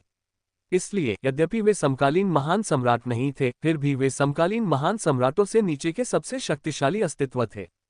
इस दुनिया ने ऐसे व्यक्तियों को असाधारण पूज्य शक्ति कहा है। कानून के महाशक्तियों से मुकाबला करने में सक्षम 7 अस्तित्व संसार में प्रकट हुए। शैतान तलवार स्वर्गीय पूज्य तुरंत अचंभित रह गया। वह अचानक पीछे हटा और देखा कि कानून के महाशक्ति कानून के क्षेत्र के शिखर पर अनंत बिजली के प्रकोपों का सामना कर रहे हैं। स्वर्गीय दाव अनुग्रहित भाग्य की परतें उसके शरीर पर लगातार प्रकट हो रही थीं। ये देखकर शैतान तलवार स्वर्गीय पूज्य ने भयभीत होकर उस स्थान की ओर देखा जहां नन्ही किलिन का गर्भाधान हुआ था, और देखा कि उसका महान शत्रु स्वर्गीय शून्य मंडप स्वामी प्राचीन सर्वोच्चों की घेराबंदी में बुरी तरह मर रहा है। सामने का कानून पावरहाउस वास्तव में वह प्रतिभा थी जो स्वर्गीय दाव के अनुरूप होने, क्लेश से गुजरने और समकालीन महान सम्राट बनने की तैयारी कर रही थी। शैतानी तलवार स्वर्गीय पूज्य को सचमुच समझ नहीं आ रहा था कि क्या कहे। विशाल और असीम तारों भरे समुद्र में किसी क्षेत्र को भेदते हुए कष्ट सहना असंभव था। एक छोटे से संसार में स्वर्गीय कष्टों का प्रकट होना युवा पीढ़ी के साधना मार्गों को प्रतिबंधित करने का स्वर्गीय दाव का एक तरीका मात्र था। अब जबकि समकालीन महान सम्राटों का अंत हो चुका है, प्रतिभाशाली लोगों की नई पीढ़ी को समकालीन महान सम्राटों का पदभार ग्रहण करने का अवसर मिलेगा। अब प्रतिद्वंद्वी लापरवाही से हमला कर रहा था, यहाँ तक कि स्वर्गीय विपत्ति को भी अपनी ओर खींच रहा था। वह सचमुच बहुत डर गया था और तुरंत एक चमकती हुई किरण में बदल गया ताकि उस जगह से निकल सके, लेकिन तब तक बहुत देर हो चुकी थी। बिजली का कहर उस पर पहले ही हावी हो चुका था और न जाने कितनी बार और तेज हो गया था, जिससे वह चीखने के अलावा कुछ नहीं कर पा रहा था। ये देखकर उसने बिना किसी हिचकिचाहट के अचानक उस जगह पर वापस कदम रखा जहां छोटी किलीन का गर्भाधान हुआ था। और कोई रास्ता नहीं था, ये स्वर्गीय दाव बहुत शक्तिशाली था। अगर वह समय रहते बिजली के प्रकोप से नहीं बचता तो उसकी मौके पर ही मौत हो सकती थी। बाहरी व्यक्ति प्राचीन सर्वोच्च महान सम्राटों की पीढ़ी के रूप में अभिमानी है। जब वे अपने चरम पर थे तब उन्होंने एक क्षेत्र की रक्षा की और पुण्य अर्जित किया, लेकिन ये सच है कि उन्होंने अपनी वृद्धावस्था में सभी प्राणियों का वध किया। मुझे आशा है कि आप हमें बाधित नहीं करेंगे। हमें करोड़ों वर्षों से चली आ रही इस उथल पुथल को पूरी तरह से समाप्त करना होगा। एक बूढ़ा अमर साधक आकाश की ओर दहाड़ता हुआ उससे एक तरफ धकेलने की कोशिश कर रहा था। दैत्य तलवार स्वर्गीय पूज्य ने ये शब्द सुने तो वह बहुत खुश हुआ और तुरंत बार बार सिर हिलाकर दूसरे पक्ष के साथ सहयोग करने और तुरंत वहां से चले जाने को तैयार हो गया। लेकिन महत्वपूर्ण क्षण पर शून्य में अचानक एक अज्ञात स्वर्गीय दाव आभा का निशान और राक्षसी आसुरी ऊर्जा बिखेरती एक आकृति प्रकट हुई। उसकी भयभीत निगाहों के सामने एक विशाल तलवार उसके हृदय में चुभ गई। उसकी अविश्वास भरी निगाहों के सामने वह आकृति मंद मंद मुस्कुराए, शैतानी तलवार स्वर्गीय पूज्यवत, तुम आखिरकार मेरे हाथों में आ ही गए। इस दृश्य का साक्षी बनो। शैतान तलवार स्वर्गीय आदरणीय ने दूसरे पक्ष को अविश्वास, निराशा और आक्रोश से देखा। अर्जुन, तुम मृत्यु चाहते हो? वह दहाड़ रहा था, उसके नियम लगातार उसके शरीर से निकल रहे थे। लेकिन इस समय वह न केवल बुरी तरह घायल था, बल्कि उसका हृदय भी नष्ट हो चुका था। उसके मुंह के कोने से लगातार खून बह रहा था। वह अब अपनी पूरी ताकत नहीं लगा पा रहा था। प्रतिद्वंद्वी के कई वार के बाद अंततः उसकी मौके पर ही मौत हो गई। दोस्त, कृपया एक तरफ हट जाओ। हम प्राचीन सर्वोच्चों का सफाया करने जा रहे हैं। इसका तुमसे कोई लेना देना नहीं है। हमें आप दोनों के बीच संघर्ष की परवाह नहीं है। अगर तुम अपनी जान नहीं गंवाना चाहते तो एक तरफ हट जाओ। हम तुम पर हमला नहीं करेंगे। कष्ट सहते हुए विधि शक्ति ने अर्जुन की ओर देखा, फिर बलपूर्वक उस स्थान में प्रवेश किया जहां छोटी किलिन का गर्भाधान हुआ था। उसके पीछे संप्रदाय गुरु स्तर के एक के बाद एक पुराने राक्षस थे। हालांकि वे विश्व नियंत्रक नहीं थे, फिर भी वे असामान्य रूप से ऐसे अस्तित्व बन गए थे जो प्राचीन सर्वोच्चों को चुनौती देने में सक्षम थे। उनकी अपनी शक्ति कमजोर नहीं थी, इसलिए वे युद्ध में भाग ले सकते थे। वर्तमान स्थिति का साक्षी अर्जुन के मुंह के कोने पर एक हल्की सी मुस्कान उभर आई। वह जानता था कि प्राचीन महापुरुषों द्वारा जीवों का लगातार वध अंततः सामान्य साधकों की प्रतिक्रिया का कारण बनेगा। अब यह बात सच होती दिख रही थी। न केवल अगले महान सम्राटों ने कार्रवाई की, बल्कि कई पुराने राक्षस भी सहायता के लिए आगे आए। कई प्राचीन सर्वोच्च लोग एक महान आपदा का सामना करने वाले थे, और उसने बस लाभ उठाया। धीरे धीरे शैतान तलवार स्वर्गीय पूज्य की लाश और अपने भंडार से दुर्लभ खजानों को अपने कब्जे में ले लिया। फिर उसने संतुष्ट होकर अपनी आंखें बंद कर लीं और धीरे धीरे नन्हे किलिन के जन्म का समय गिनने लगा। आधे दिन से भी अधिक। ऐसा लगता है कि मुझे भी अपना कदम उठाने के लिए तैयारी करनी होगी। वह धीरे से बुदबुदाया, लेकिन अचानक उसे एक विशाल दिव्य शक्ति का आभास हुआ, मानो अनगिनत पर्वत उस पर दबाव डाल रहे हों, जिससे वह भय से शून्य की ओर देखने लगा। और सचमुच दो खड़ी खड़ी आंखें उसे ठंडी निगाहों से घूर रही थीं। उसे अचानक एक पूर्वाभास हुआ, यदि वह थोड़ा भी हिला तो ये स्वर्गीय दाव निश्चित रूप से उसे मार गिराएगा। क्या यह उसके जैसे बाहरी व्यक्ति को अवसरों के लिए इस दुनिया के मूल निवासियों के साथ प्रतिस्पर्धा करने की अनुमति नहीं दे रहा था? अध्याय 617 स्वर्ग की शक्ति रसातल जितनी गहरी है, हृदय को मोहित कर लेती है। तू जो गुप्त क्षेत्र में जब से असंख्य प्राचीन सर्वोच्च एकत्रित हुए और छोटा किलिन उभरने से केवल आधा दिन दूर था, किंगलिन विश्व की सीलबंद आत्मा चेतना अंततः प्रकट हुई। हालांकि यह केवल एक निशान था, यह बाहरी लोगों से रक्षा कर रहा था। किलिन का मामला अत्यंत महत्वपूर्ण था, स्वर्गीय ताओ के जीवन रक्त से संबंधित, और इसलिए यह स्वाभाविक रूप से किसी बाहरी व्यक्ति को अपने संसाधनों पर कब्जा करने की अनुमति नहीं देगा। इस बार अगर किलिन प्रकट होता और तुरंत किसी स्थानीय निवासी को अपना स्वामी नहीं मानता, तब बिना किसी संदेह के इस दुनिया का स्वर्गीय दाओ निश्चित रूप से वज्र बल के साथ प्रहार करेगा। कम से कम उसे इस बाहरी व्यक्ति को खत्म करने के लिए फिर किलिन को कैद कर लेगा, उसके दिमाग के साथ छेड़छाड़ करेगा और उसे जबरन एक स्वामी को पहचानने के लिए मजबूर करेगा। ऐसी घटनाएं विशाल तारों में असामान्य नहीं थीं, और हालांकि ये किलिन जाति के साथ कभी नहीं घटी थीं, फिर भी आकाश में कई शुभ प्राणी थे। अर्जुन प्राचीन ग्रंथों में एक के बारे में जानते थे, एक मानव विधि शक्ति जिसने एक हरे हिरण को बलपूर्वक वश में करने के लिए वज्र विधियों का प्रयोग किया। उसके मन को तब तक दबाया जब तक वह अस्त व्यस्त न हो गया, फिर उसे 10,000 वर्षों के लिए कैद कर लिया। अनगिनत परीक्षणों और क्लेशों के माध्यम से उसका मन अंततः पतन के कगार पर पहुंच गया, जिससे शुभ प्राणी को उसे अपना स्वामी मानने के लिए विवश होना पड़ा। ऐसी विधियों ने वास्तव में बहुत अधिक नकारात्मक कर्म संचित किए। उस विधि शक्ति ने शुभ प्राणी को प्राप्त करने के बाद न केवल सौभाग्य खो दिया, बल्कि बार बार दुर्भाग्यशाली रहा। 3000 वर्ष बाद वह एक गुप्त लोक में दुखद रूप से नष्ट हो गया। इसलिए तारों भरे आकाश में यह व्यापक रूप से प्रचलित है कि किसी शुभ प्राणी का किसी गुरु को पहचानना भाग्य की बात है, किसी पर कोई दबाव नहीं डाला जा सकता। लेकिन स्वर्गीय दाओ अलग हैं, वे एक विश्व के विश्व प्रभु हैं, और उनकी अपनी शक्ति कमजोर नहीं है। एक नवजात शुभ प्राणी का दमन करना बिल्कुल सहज है। जहां तक दुर्भाग्य की बात है, वह आसानी से अपने शासन के अंतर्गत आने वाले विश्व के किसी भी मूल निवासी पर दोष मढ़ सकता था। उच्च और शक्तिशाली स्वर्गीय दाव के रूप में वह अभी भी प्रचुर सौभाग्य का आनंद ले सकता था। अर्जुन ने बहुत पहले ही किंग लिन विश्व के सूक्ष्म इरादों को जान लिया था, लेकिन वह घबराया नहीं। अभी उसके लिए कुछ करने का समय नहीं था। प्राचीन सर्वोच्चों और युवा पीढ़ी के बीच युद्ध अभी समाप्त नहीं हुआ था। किलिन की जन्मभूमि पहले ही एक अराजक युद्ध भूमि बन चुकी थी। कुछ ही क्षणों में सभी चीजों के नियमों ने हजारों प्राचीन सर्वोच्चों का नाश कर दिया। एक के बाद एक जो नए रास्ते पर चले थे और वैकल्पिक विश्व प्रभु बन गए थे, वे दुखद रूप से मौके पर ही मर गए।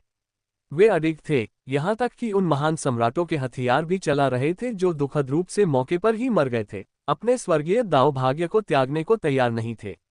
ये कहा जा सकता है कि इस दुनिया का गुप्त क्षेत्र पतन के कगार पर था। यदि किंग लिन विश्व के प्रचुर कानूनों के जानबूझकर रखरखाव के लिए नहीं, शायद छोटे किलिन का जन्म अत्यंत कठिन रहा होगा। उसने धीरे से अपनी आंखें बंद कर ली, शून्य से आती हुई धुंधली उदासीन निगाहों को महसूस करते हुए। हालांकि किंग लिन जगत के स्वर्गीय दाव का अवचेतन प्रकट हो गया था, लेकिन उसकी वास्तविक चेतना प्रकट नहीं हुई थी। अब जो कुछ मौजूद था वह उसकी शक्ति का एक छोटा सा अंश मात्र था, फिर भी वह किसी भी विश्व नियंत्रक को आसानी से नष्ट कर सकता था।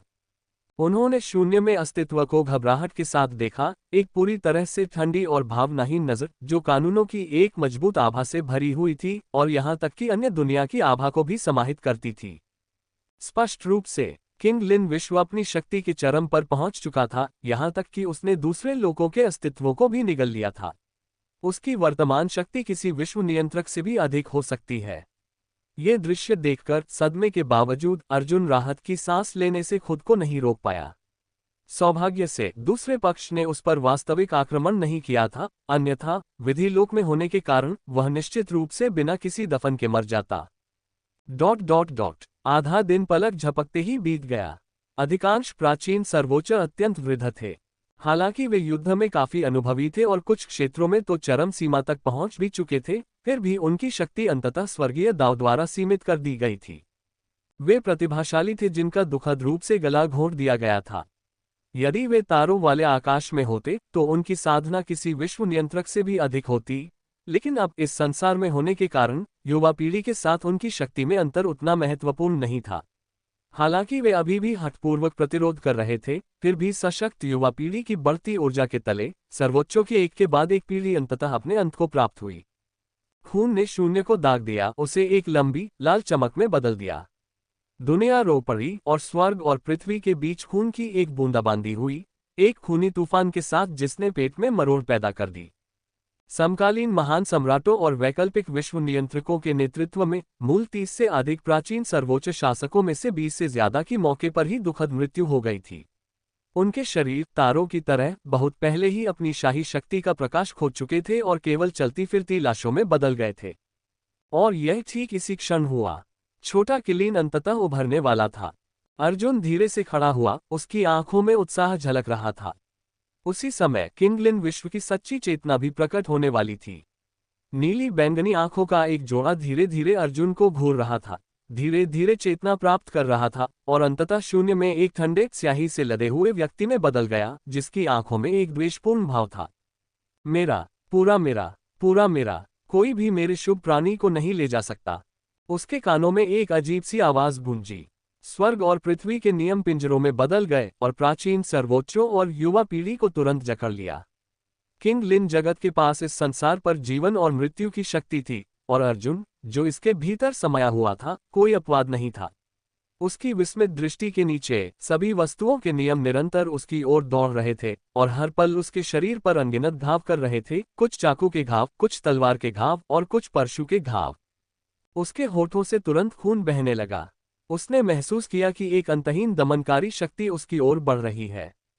किंग लिन स्वर्गीय दाव एक विशाल आत्मिक देवता की तरह था, जिसके हर कदम में एक दुनिया थी और सभी चीजों के नियम उसके चरणों में नतमस्तक थे। जैसे ही उसने धीरे से अपनी मुट्ठी उसकी ओर घुमाए, उसका शरीर थोड़ा कांप उठा। हालांकि उसके दिल में कोई उतार चढ़ाव नहीं दिखा, उसका शरीर वास्तव में टिक नहीं पा रहा था। कई चरमराहटों के साथ इतने शक्तिशाली प्राणी के भय से वह अपने आप ही बिखरने वाला था। ये दृश्य देखकर वह भयभीत हो गया, क्योंकि उसे पता था कि यह एक कमजोर व्यक्ति की एक बलवान व्यक्ति के प्रति अवचेतन प्रतिक्रिया थी। इस युग में बलवानों का सम्मान किया जाता था। दूसरा पक्ष एक विश्व नियंत्रक से ऊपर का अस्तित्व था और उसका अपना शरीर एक निम्न विश्व नियंत्रक के स्तर का ही था। अगर दूसरा पक्ष उसे अभी मारना चाहे तो उसका शरीर प्रतिरोध करने में असमर्थ होगा और स्वामी होने के नाते उसकी सहमति के बिना उसे तुरंत दंडित भी किया जा सकता है। क्या यह मात्र ऊपरी स्वर्गीय दाव नहीं था? इसकी शक्ति इतनी भयानक क्यों है? ऐसी ताकत अब सिर्फ विश्व नियंत्रक की नहीं है। शायद वह किसी अज्ञात क्षेत्र में पहुंच गया है। अर्जुन आकाश की ओर दहाड़ा। उसके शरीर पर मौजूद नियम लगातार बाहर निकल रहे थे, प्रतिरोध कर रहे थे, लेकिन अंततः ये सब व्यर्थ था। नियमों के बंधन सर्वव्यापी थे और स्वर्गीय दाव का दबाव उसे तुरंत सांस लेने में असमर्थ बना सकता था, जिससे अगले ही क्षण उसकी मृत्यु हो सकती थी। छोटे दोस्त, आपकी ताकत काफी कमजोर है, लेकिन आपकी हिम्मत काफी बड़ी है। एकमात्र कानून पावरहाउस चरम स्टार ट्विन संतों की विरासत को स्वीकार करने का साहस। क्या आप नहीं जानते कि मृत्यु शब्द कैसे लिखा जाता है? अनगिनत स्वर्गीय दाव उस जोड़े के प्रति द्वेष रखते हैं। मृत्यु के बाद भी वे उन्हें जाने नहीं देंगे। जब भी चरम सितारा जुड़वां संतों की आभा तारों भरे आकाश या अन्य लोकों में प्रकट होती है, असंख्य स्वर्गीय दाव अथक खोज करते हैं। न केवल उनकी वस्तुओं को राख में बदल देते हैं, बल्कि उन्हें प्राप्त करने वालों को भी मार डालते हैं। हा, कितना दिलचस्प है। कानून के दायरे में एक छोटा सा इंसान और मैं अपने असली शरीर के साथ उतरकर इतना हंगामा कर रहा हूं। ऐसा नहीं होना चाहिए, लेकिन अंततः सावधानी के लिए तुम्हें मरना ही होगा। चिंता मत करो, मैंने तुम्हारे जैसे लोगों को एक से ज्यादा बार देखा है। एक्सट्रीम स्टार ट्विन सैंड्स का जादुई खजाना कभी एक ऊपरी दुनिया के नियंत्रक के हाथ में था और मैंने उसे भी निगल लिया था। तुम सिर्फ एक कानून के महाशक्ति हो, मेरे हाथों मरना एक सम्मान की बात है। किंग लिन स्वर्गीय दाव ठंडे स्वर में बोला। उसके शरीर पर एक पौधे की आभा की झलक दिखाई दी। 10,000 फीट के कानून धीरे धीरे उस पर जमा हो गए। शून्य के उस पार से बस एक ठंडी खर्राट के साथ, मर जा। ये संसार उसी के अधीन था। एक शब्द से कानून लागू हो गया। अर्जुन को लगा जैसे संसार पर एक भयंकर भय छा गया है। उसका शरीर अब और नहीं टिक पा रहा था, तीव्र प्रतिरोध के कारण बिखर रहा था। उसके शरीर पर लगातार दरारें पड़ रही थीं और उस पर उमड़ती हुई समुद्र सी प्राणशक्ति उस क्षण पूरी तरह से जम गई थी। उसकी आत्मा को पीड़ा हो रही थी। लेकिन निर्णायक क्षण पर छोटे किलिन के जन्म की ध्वनि पूरी दुनिया में गूंज उठी। यंग अध्याय 618 300 स्वर्गीय दाव एक साथ बाहर आते हैं। मैदानों के नीचे से एक धीमी, लगभग अगोचर ध्वनि उठती हुई महसूस करते हुए अर्जुन की आंखें सिकुड़ गईं। अपने शरीर में उठ रहे दर्द को नजरअंदाज करते हुए उसने बलपूर्वक एक हाथ की मुहर बना ली। उसके पास कोई विकल्प नहीं था। अगर उसने अभी अपना तुरुप का पत्ता नहीं चलाया तो उसकी मौके पर ही मौत हो जाएगी। वध करने वाले स्वर्गीय कवच ने उसके शरीर को ढांक लिया और 12 ज्योतियान संहारक व्यूह प्रकट हुआ। उसका शरीर एक स्याही काले ड्रैगन वस्त्र से सुशोभित था, जो मानो स्वर्ग और पृथ्वी के बीच के स्वर्गीय नियमों का प्रतीक था। अलौकिक क्षेत्र में वह महान नियति का स्वामी था, संसार की सभी वस्तुओं के प्रति करुणा से ओतप्रोत था, फिर भी वह अत्यंत प्रतापी भी था। अब उसने एक कदम आगे बढ़ाया। उसके लिए आकाश और पृथ्वी कांप उठे और उसके लिए सब कुछ ढह गया। लेकिन ठीक इसी वजह से किंग लिन जगत के नियम तुरंत उबल पड़े। उन्होंने पहले कभी किसी को इस तरह विरोध करने की हिम्मत करते नहीं देखा था। हालांकि उनमें सच्ची आत्मचेतना का अभाव था, फिर भी अनगिनत नियम विशाल तारामंडल से बिना किसी हिचकिचाहट के उमड़ पड़े और इस स्याही वस्त्रधारी सम्राट को बलपूर्वक दबाने और वहीं मार डालने पर आमादा थे। और परिणाम स्वाभाविक रूप से अपेक्षित ही हुआ। अर्जुन केवल विधि क्षेत्र में था। यद्यपि उसके शरीर में विश्व नियंत्रक की शक्ति थी, फिर भी वह केवल एक निम्न विश्व नियंत्रक था, जो इस संसार के प्राचीन सर्वोच्चों के समतुल्य था। इस दुनिया में वो कोई तूफान भी नहीं उठा सकता था। कुछ ही सांसों में उसका शरीर पूरी तरह बिखर गया, सिर्फ एक कवच बचा और उसकी आत्मा बुझने के कगार पर थी। हालांकि जैसे ही उसकी जीवन शक्ति पूरी तरह से लुप्त होने वाली थी, उसकी आत्मा की टिमटिमाती लो, जो विलुप्त होने के कगार पर थी, अचानक तेजी से जलने लगी। किंग लिन स्वर्गीय दाव की चकित निगाहों के नीचे धधकती लपटें लगातार विशाल तारामंडल को भस्म कर रही थीं। हजारों तारे राख में बदल गए, तारामंडल एक के बाद एक कांपने लगे और सभी चीजों के नियम एक और हमला करने वाले थे। लेकिन इस बार अलग था। वध करने वाला स्वर्गीय कवच पूरी तरह से प्रकट हुआ, जो एक ऊपरी दुनिया नियंत्रक के प्रहार को झेलने में सक्षम था। उसका महत्वपूर्ण रक्त जल उठा और 12 झोटियान वध करने वाला समूह ऊपर शून्य में प्रकट हुआ। बिना किसी हिचकिचाहट के उसने जबरन उस मैदान में प्रवेश करने का इरादा किया जहां किलिन का पोषण हो रहा था। मृत्यु को आमंत्रित कर रहा है, किंग लिन स्वर्गीय दाव ने उपहास किया, यह मानते हुए कि यह बच्चा केवल अपनी मृत्यु चाहता है। एक साधारण कानून शक्तिशाली उसके बंधनों से कैसे बच सकता है? केवल स्वर्गीय कानून ही इस व्यक्ति का तुरंत विनाश कर सकते हैं। लेकिन अगले ही पल वह तुरंत अवाक रह गया। उसकी आंखों में आश्चर्य के भाव उभर आए जब उसने अर्जुन को देखा, जो बिना किसी बाधा के मैदान में प्रवेश कर रहा था, जबकि विभिन्न नियमों ने उसे रोकने की कोशिश की, लेकिन कोई खास असर नहीं हुआ। वह पूरी तरह क्रोधित हो गया, एक कदम आगे बढ़ा और जबरदस्ती मैदान की गहराई में कदम रख दिया। तीव्र दबाव के कारण छोटा किलिन लगातार कांप रहा था और भयभीत होकर जीवित प्राचीन सर्वोच्चों और सामने खड़ी युवा पीढ़ी, यहां तक कि अत्यंत भयानक किंग लिन स्वर्गीय दाव की ओर देख रहा था। स्वर्ग और पृथ्वी के बीच एक शुभ प्राणी के रूप में छोटा किलिन जन्मजात ज्ञान के साथ पैदा हुआ था और स्वाभाविक रूप से दोनों पक्षों के आभामंडल को पहचान सकता था। इस प्रकार ये स्पष्ट था कि कौन किस गुट से संबंधित था। तारामंडल के ऊपर से एक शक्तिशाली व्यक्ति के रूप में अर्जुन अब अपनी आभा को छिपा नहीं पा रहा था। इस दुनिया में महान सम्राट के पद के लिए उसके पास खूनी और दुखद संघर्ष नहीं था, इसके बजाय उसके पास एक शुद्ध हृदय और एक अद्वितीय आत्मा थी। एक कदम आगे बढ़कर वह छोटे किलिन के सामने खड़ा हो गया। उसके सामने का शून्य लगातार तरंगित हो रहा था और उसने एक ठंडी सिसकारी भरी, लेकिन कुछ नहीं बोला। उसे मार डालो। किंग लिन स्वर्गीय दाव को ऐसा लगा जैसे उसे कुछ ऐसा महसूस हो रहा था जिसके पास वह जाना नहीं चाहता था। उसने उन असंख्य प्राचीन सर्वोच्चों और दुनिया की युवा पीढ़ी की ओर, जिनका वह उपचार कर रहा था, ठंडी नजरों से देखा, फिर एक ठंडी सिसकारी भरी और धीरे से उन्हें आदेश दिया। ये शब्द सुनकर प्राचीन सर्वोच्च और युवा पीढ़ी, जो आपस में झगड़ रहे थे, उनकी आंखों में एक ठंडा भाव आ गया। हालांकि उनके बीच मतभेद थे, स्वर्गीय दाव की तुलना में यह कोई बड़ी समस्या नहीं थी। स्वर्गीय दाव स्वयं स्वर्ग के समान थे, उनकी दृष्टि में एक सर्वोच्च अस्तित्व जो संसार के जीवन मरण का निर्णय लेने की शक्ति रखते थे। यदि वे किसी अजनबी के कारण अवज्ञा करते, तो उनके परिवार और स्वयं संसार से मिट जाते और उनका कोई नामोनिशान नहीं रहता। स्वाभाविक रूप से वे ऐसा नहीं चाहते थे, इसलिए उन्होंने बलपूर्वक आक्रमण शुरू कर दिया। विशेषकर समकालीन महान सम्राटों। कुछ समय पहले ही वो युवा विधि क्षेत्र साधक निम्न विश्व नियंत्रक स्तर पर प्रवेश कर चुका था। स्वर्गीय दाव के भाग्य की कृपा के साथ उसकी शक्ति पहले ही मध्य विश्व नियंत्रक के स्तर तक पहुंच चुकी थी। इसके अलावा वह कृपाण तकनीकों में पारंगत था और अब जब उसकी सभी विधियां प्रकट हो गईं, तो अंतरिक्ष में निरंतर तरंगें उठ रही थीं और वह वास्तव में अर्जुन के पास पहुंच गया। धमाका। दोनों पक्षों का महत्वपूर्ण रक्त लगातार टकराता रहा। यदि वह अभी भी कानून के दायरे के 7वें स्तर पर थे, अर्जुन अगले ही पल वहीं दुखद रूप से मर सकता था, लेकिन अब स्थिति अलग थी। 12 झोटियान संहारक व्यूह प्रकट हो चुका था और इतना ही नहीं, उसने अपने सारे तुरुप के पत्ते भी आजमा लिए थे। 9 स्वर्गों के खजाने की घंटी की दुनिया से विभिन्न स्वर्गीय दाव उसके अपने दल में एकत्रित हो गए थे। एक साधारण निम्न विश्व नियंत्रक। उसे स्वयं अभिनय करने की भी आवश्यकता नहीं पड़ी।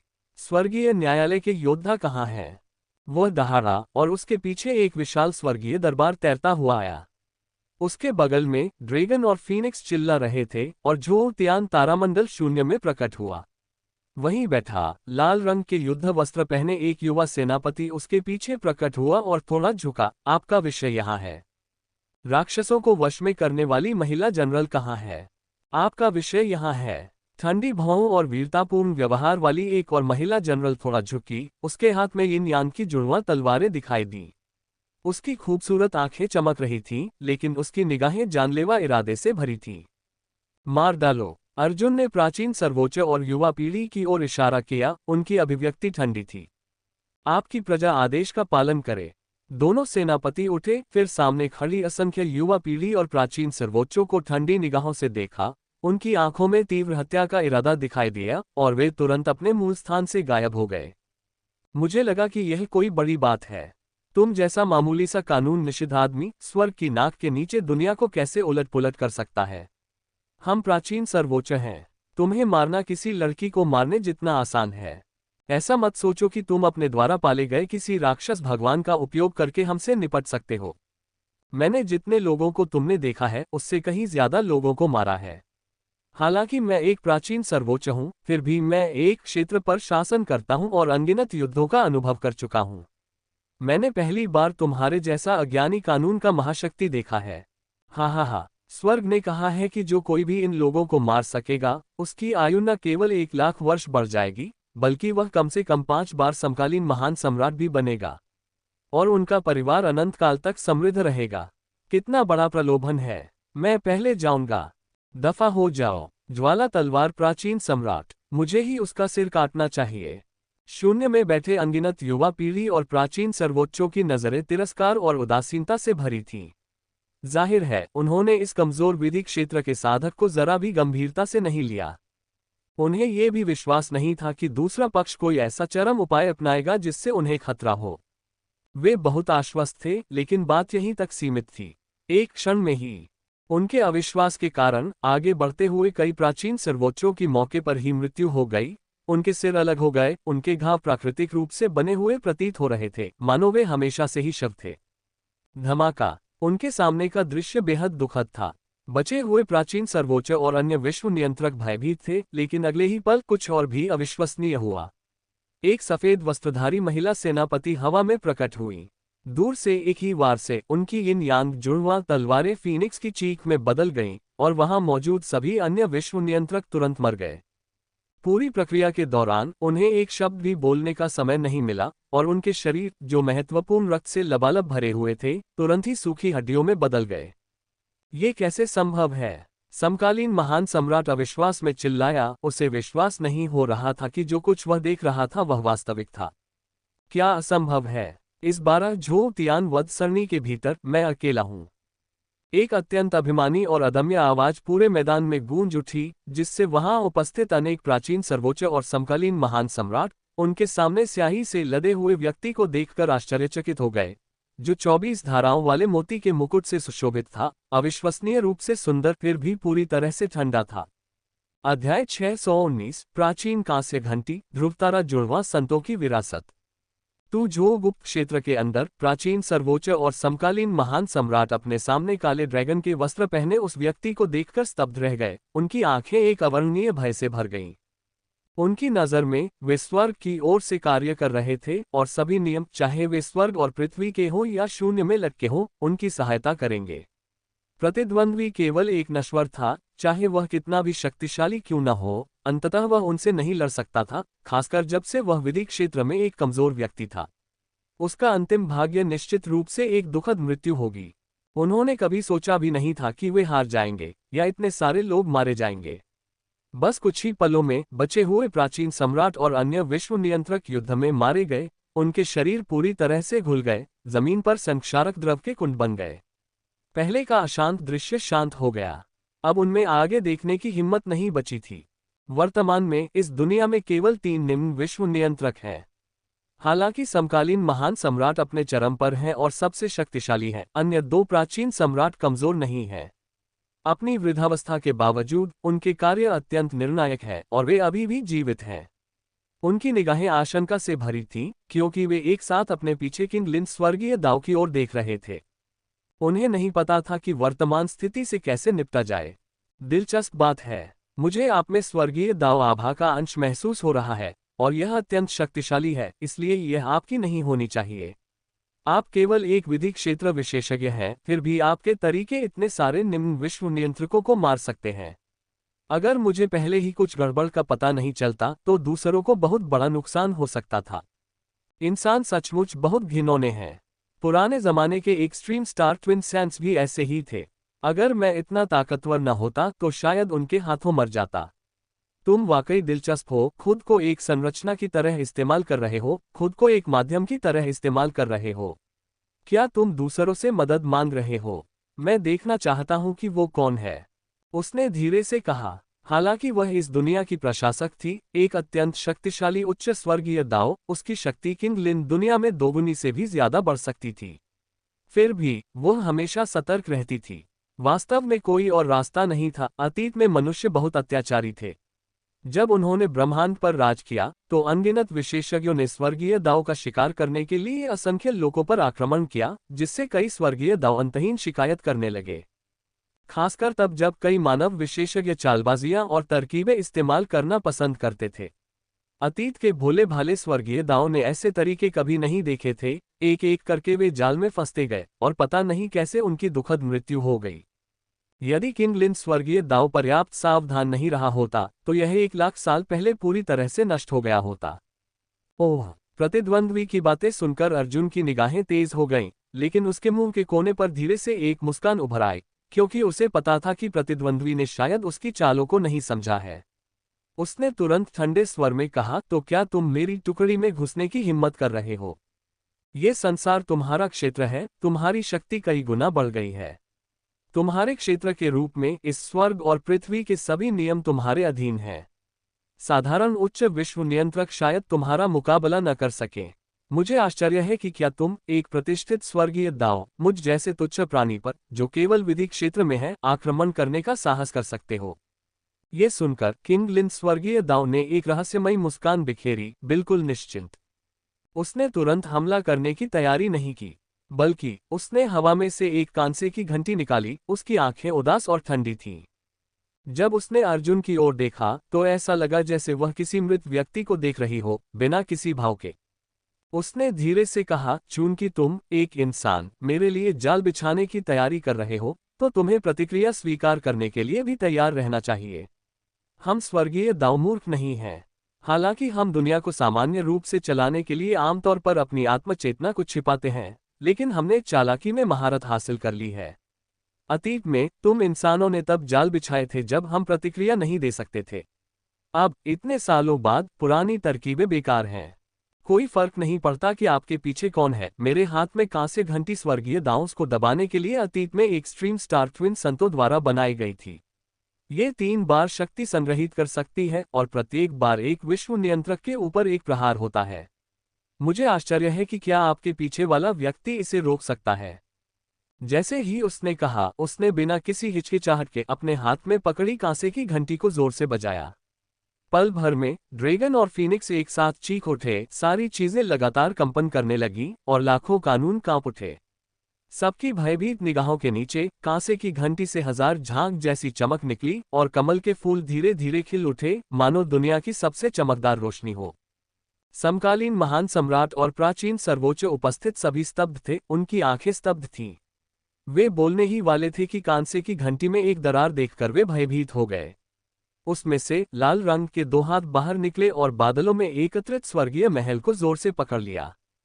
गड़गड़ाहट, नियम बिखर गए और एक सघन ध्वनि तरंग धीरे धीरे सभी जीवित प्राणियों में गूंज उठी, जिसने इस संसार को लगभग पूरी तरह से नष्ट और पुनः निर्मित कर दिया। ये देखकर कि स्थिति ठीक नहीं है, लाल रंग के सेनापति ने ठंडी सांस ली, हाथ में भाला उठाया और दूर से वार किया। क्षण भर में उसके शरीर पर हजारों झांक गर्म लावा प्रकट हुआ, मानो वह कोई परम दिव्य राजा हो। भाला एक के बाद एक तारामंडल को भेदता हुआ धीरे धीरे प्रकट हो रही ध्वनि तरंग से जोर से टकराया। दरार, लेकिन कुछ ही पलों में वह अविनाशी लाल भाला, जिसने कई प्राचीन सर्वोच्चों को लगभग मार डाला था, पूरी तरह राख में बदल गया। उसकी भयभीत निगाहों के सामने कांसे की घंटी से निकलती ध्वनि तरंगे रुक नहीं पा रही थीं। धिक्कार है, यह क्या कलाकृति है? ये बहुत भयानक है। मेरा स्वर्गीय दाव हथियार प्रतिद्वंद्वी के एक ही वार से चकनाचूर हो गया। दिव्य स्वर्गीय दाव, यदि आप अभी कार्रवाई नहीं करते हैं तो मैं वापस आराम करने जा रहा हूं। चांद स्वर्गीय दाव को कुछ गड़बड़ का आभास हुआ, उसने आकाश की ओर दहाड़ा और तुरंत पीछे हट गया। हालांकि ध्वनि तरंग की गति बढ़ गई, जिससे उसके शरीर में बलपूर्वक एक छेद हो गया और ऊपरी दुनिया का प्रतिष्ठित स्वर्गीय दाव लगातार बहता रहा। उसके बगल में बैठी सफेद वस्त्रधारी महिला जनरल ने यह दृश्य देखा। उसकी आंखें जानलेवा इरादे से भर गईं और वह अत्यधिक तिरस्कार के साथ बोली, मुझे वास्तव में नहीं पता कि इस बार मुझे तुम्हारे साथ ऐसा क्यों करना पड़ा। तुम मृत वजन हो, पीछे हट जाओ। उसने अपने पीछे खड़ी प्रतिद्वंद्वी को लात मारी, फिर हाथ में यिन यांग ट्विन फीनिक्स तलवार उठाई। एक वार से आकाश और पृथ्वी कट गए, एक तलवार से सूर्य और चंद्रमा टूट गए। पल भर में आकाश और पृथ्वी प्रकाशहीन हो गए और सब कुछ राख में बदल गया। दोनों पक्ष तुरंत हवा में गतिरोध में फंस गए, लेकिन बस एक संक्षिप्त क्षण में। उसके हाथ में रखी यिन यांग जुड़वां फीनिक्स तलवार तुरंत राख में बदल गई। दिव्य स्वर्गीय दाओ ये दृश्य देखकर थोड़ा भौहें चढ़ाए बिना नहीं रह सके और ठंडी सांस लेते हुए बोले, धिक्कार है। इस समय हमारे पास असली शरीर नहीं है, बस हमारे सार का एक अंशुधार है। हमारी शक्ति अधिकतम 50% है, हम उनका मुकाबला नहीं कर सकते। पीछे हटो। लहर का आगे बढ़ना जारी महसूस हो रहा है। अर्जुन अब और नहीं रुक सका। उसने शून्य में कुछ बार हाथ हिलाए और क्षण भर में कई और दिव्य सेनापति प्रकट हुए। उनमें से प्रत्येक पूर्व उच्च स्वर्गीय दाव विशेषज्ञ थे, जिन्होंने तारों वाले आकाश की असंख्य जातियों के कम से कम कई विश्व नियंत्रकों को मार गिराया था। लंबे समय तक ताज़ी हवा के बिना रहने के बाद उनकी शक्ति न केवल दुर्जय थी, बल्कि ध्वनि के हमले को देखते ही उन्होंने तुरंत हथियारों का निर्माण करने के लिए कानूनों का इस्तेमाल किया और प्रतिद्वंद्वी के खिलाफ लड़े। बस कुछ सांसों के बाद पहले से ही विशाल ध्वनि आक्रमण तुरंत ही गायब हो गया और दृश्य पूरी तरह से शांत था। दोनों पक्षों के बीच बहुत दुखद लड़ाई हुई थी। गुप्त लोक में सब कुछ पूरी तरह राख में बदल चुका था। चाहे तारे हों या तारामंडल, सब इस क्षण राख में बदल गए थे और शून्य में कई दरारें भी पड़ गई थीं। उनके पैरों के नीचे लगातार घनी अराजकता उभरती रही। अर्जुन ने धीरे से सीधे किंगलिन स्वर्गीय दाव की ओर देखा और कहा, ये कैसा है? आप वास्तव में एक स्वर्गीय दाव को नियंत्रित कर सकते हैं। प्रतिद्वंद्वी क्रोधित था, आकाश की ओर दहाड़ रहा था और दिव्य स्वर्गीय दाव और चांद स्वर्गीय दाव को उनकी कमजोरी से घृणा करते हुए ठंडेपन से देख रहा था। आप पूरी तरह से स्वर्गीय दाव का अपमान है। वास्तव में एकमात्र नश्वर की आज्ञा का पालन करना। यह आदरणीय आज तुम्हें मौके पर ही मार डालेगा। अध्याय 620 किलिन को आसानी से गुलाम नहीं बनाया जाना चाहिए। तू जो गुप्त क्षेत्र में समकालीन महान सम्राट और प्राचीन सर्वोच्च अर्जुन को आश्चर्य से देखते रहे और एक शब्द भी कहने का साहस नहीं जुटा पाए। उन्हें विश्वास नहीं हो रहा था कि एक साधारण मनुष्य उच्च और शक्तिशाली स्वर्गीय दाव को परास्त कर सकता है। इस दुनिया के सबसे शक्तिशाली प्राणी होने के नाते उन्होंने स्वाभाविक रूप से अन्य लोगों के स्वर्गीय दाव को देखा था और यहाँ तक कि किंगलिन स्वर्गीय दाव की मदद से अन्य स्वर्गीय दाव से मुकाबला करने के लिए तारों वाले आकाश के असंख्य क्षेत्रों में कदम रखा था। हालांकि वे वास्तव में कभी तारों वाले आकाश की गहराई में नहीं उतरे थे, फिर भी वे बहुत ज्ञानी थे। विशेषकर वे खेती की तकनीकें जो उन्होंने अपनाई, उनमें से कई को तारों वाले आकाश से और अन्य दुनिया के शक्तिशाली साधकों से बलपूर्वक छीन लिया गया था। केवल उन्हें अपने अंदर समेटकर और शिखर तक पहुंचकर ही वे ऐसी शक्ति प्राप्त कर सकते थे। अन्यथा वे विश्व नियंत्रक क्षेत्र तक कैसे पहुंच सकते थे? चूंकि उन्होंने असंख्य लोकों और तारा सागर की चमक देखी थी, इसलिए वे जानते थे कि एक विश्व पर शासन करने वाले स्वर्गीय दाव अत्यंत अहंकारी हैं, प्रत्येक उच्च और शक्तिशाली, और उन्हें किसी भी जीव की परवाह नहीं है। एक साधारण मनुष्य उन्हें कैसे वश में कर सकता था? ये सरासर अनुचित था। इसके अलावा उनके सामने खड़ा व्यक्ति तो विधि लोक में एक चींटी मात्र था। यदि उसके पास ऐसा शरीर न होता जो विश्व नियंत्रक की प्राणशक्ति का उपयोग कर सके, तो शायद वे उसे एक ही विचार से नष्ट कर सकते थे। ऐसा कमजोर व्यक्ति एक स्वर्गीय दाव को कैसे दबा और वश में कर सकता था?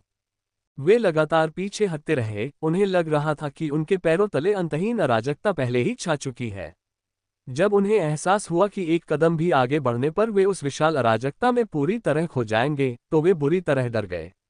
जिस अजेय हृदय को उन्होंने बड़ी मेहनत से संवारा था, उसमें अब दरार पड़ गई थी और उनके शरीर कांपने लगे। वर्तमान युद्ध क्षेत्र पहले से ही स्वर्गीय दावों के बीच संघर्ष था। यह ऐसा कुछ नहीं था जिसमें वे व्यक्तिगत रूप से भाग ले सकें। ये गुप्त क्षेत्र पहले ही पूरी तरह नष्ट हो चुका था। उनका मानना था कि जल्द ही स्वर्गीय दाव इस दुनिया के बाहर मौत से लड़ेंगे। जाओ। समकालीन महान सम्राट ने जरा भी संकोच नहीं किया।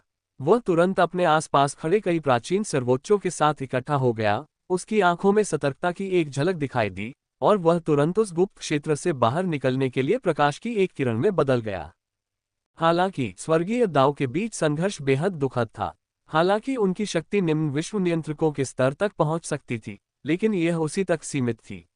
उपस्थित प्रत्येक स्वर्गीय दाव कम से कम उच्च विश्व नियंत्रक स्तर तक पहुंच चुका था और कई सीधे स्रोत विश्व को प्रभावित कर सकते थे। हालांकि वे वर्तमान में अपनी शक्ति का केवल 50% ही प्रयोग कर सकते थे, फिर भी स्वर्गीय दाव के युद्ध के परिणाम अभी भी उनकी सहनशक्ति से परे थे। धमाका धमाका, हर जगह पूरी तरह से अव्यवस्थित कानून थे। वे भागते हुए पूरे रास्ते एक के बाद एक कानून के टुकड़े देखते रहे। उनके दिलों में सदमे के अलावा उनकी आंखों में घबराहट के भाव भी दिखाई दिए। रास्ते में आखिरी कुछ प्राचीन सर्वोच्चों की दुखद मृत्यु हो गई। वे बहुत बुरे हो चुके थे, एक के बाद एक बड़े युद्ध झेल चुके थे और अब उनकी शक्ति समाप्त हो चुकी थी। अब तक डटे रहना उनकी शक्ति का अंत था और अब निराशा में उनके मुंह से खून बहने लगा। चाहे यह अंतरात्मा की अचानक पीड़ा थी या किसी अन्य कारण से, उन सभी ने समकालीन महान सम्राट पर गहराई से विचार किया और बिना किसी पूर्व चर्चा के उन्होंने एक साथ हाथ की मुहरें बनाई, जिससे शेष बची हुई शक्ति की अंतिम किरण अवरुद्ध हो गई, जो समकालीन महान सम्राट को मार सकती थी। उन्होंने समकालीन महान सम्राट को बलपूर्वक गुप्त क्षेत्र से बाहर निकाल दिया, जबकि उनकी हड्डियां पूरी तरह पिघल गईं। विशाल तरंगों की तरह उमड़ती हुई प्राणशक्ति उस क्षण पूरी तरह सूख गई, उनकी आत्माएं बुझ गईं और वे वहीं दुखद रूप से मर गए। साथ ही दाववादी समकालीन महान सम्राट ने धीरे धीरे बंद होते गुप्त क्षेत्र को स्तब्ध होकर देखा और जैसे ही वह कुछ कहने वाला था, वह एक पल के लिए चुप हो गया। उसने अपने पीछे विशाल दुनिया को देखा, उसकी आंखों में बेबसी की झलक दिखाई दी। उसने धीरे धीरे इस गुप्त क्षेत्र को लक्ष्य करते हुए हाथ की मुहरें बनाई। वह स्वर्गीय दाव के बीच संघर्ष को पूरी तरह से सील करना चाहता था। समकालीन महान सम्राट के रूप में उसे सभी जीवित प्राणियों की रक्षा करनी थी। हालांकि अतीत के महान सम्राट लालच में अंधे हो गए थे, खुद को वर्तमान दुनिया में सबसे शक्तिशाली मानते थे और सभी जीवित प्राणियों को अपनी निजी संपत्ति मानते थे।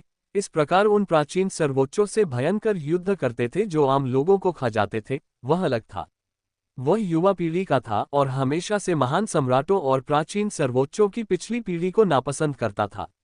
अब आम लोगों की रक्षा करने का समय था और वह स्वर्गीय दाव को इस दुनिया को नष्ट नहीं करने देगा।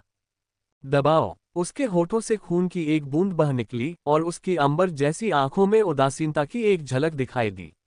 उसने तुरंत अपना दिल बाहर निकाला और खुद को एक संरचना की तरह इस्तेमाल करते हुए इस गुप्त क्षेत्र को बलपूर्वक बंद कर दिया। सब कुछ करने के बाद उसने धीरे से सांस छोड़ते हुए खुद से बुदबुदाया, मुझे नहीं पता कि कौन जीतेगा और मुझे नहीं पता कि किलिन आखिरकार किसका होगा, लेकिन सब कुछ मेरे अनुमान से परे है। ऐसा युद्ध ऐसा नहीं है जिसमें मैं भाग ले सकूं। शायद प्राचीन काल के सर्वोच्च शासक भी यही सोचते थे।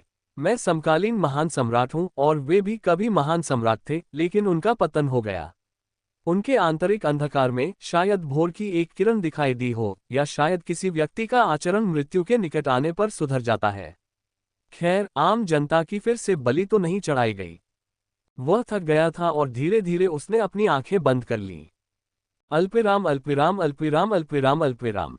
इस दौरान गुप्त क्षेत्र के भीतर एक दुनिया में यहाँ के कानून पूरी तरह से ध्वस्त हो चुके थे और शून्य में हर जगह अराजकता फैल गई थी। एक के बाद एक स्वर्गीय दाव प्रकट हुए, स्वर्गीय न्यायालय के लिए लगातार लड़ते रहे।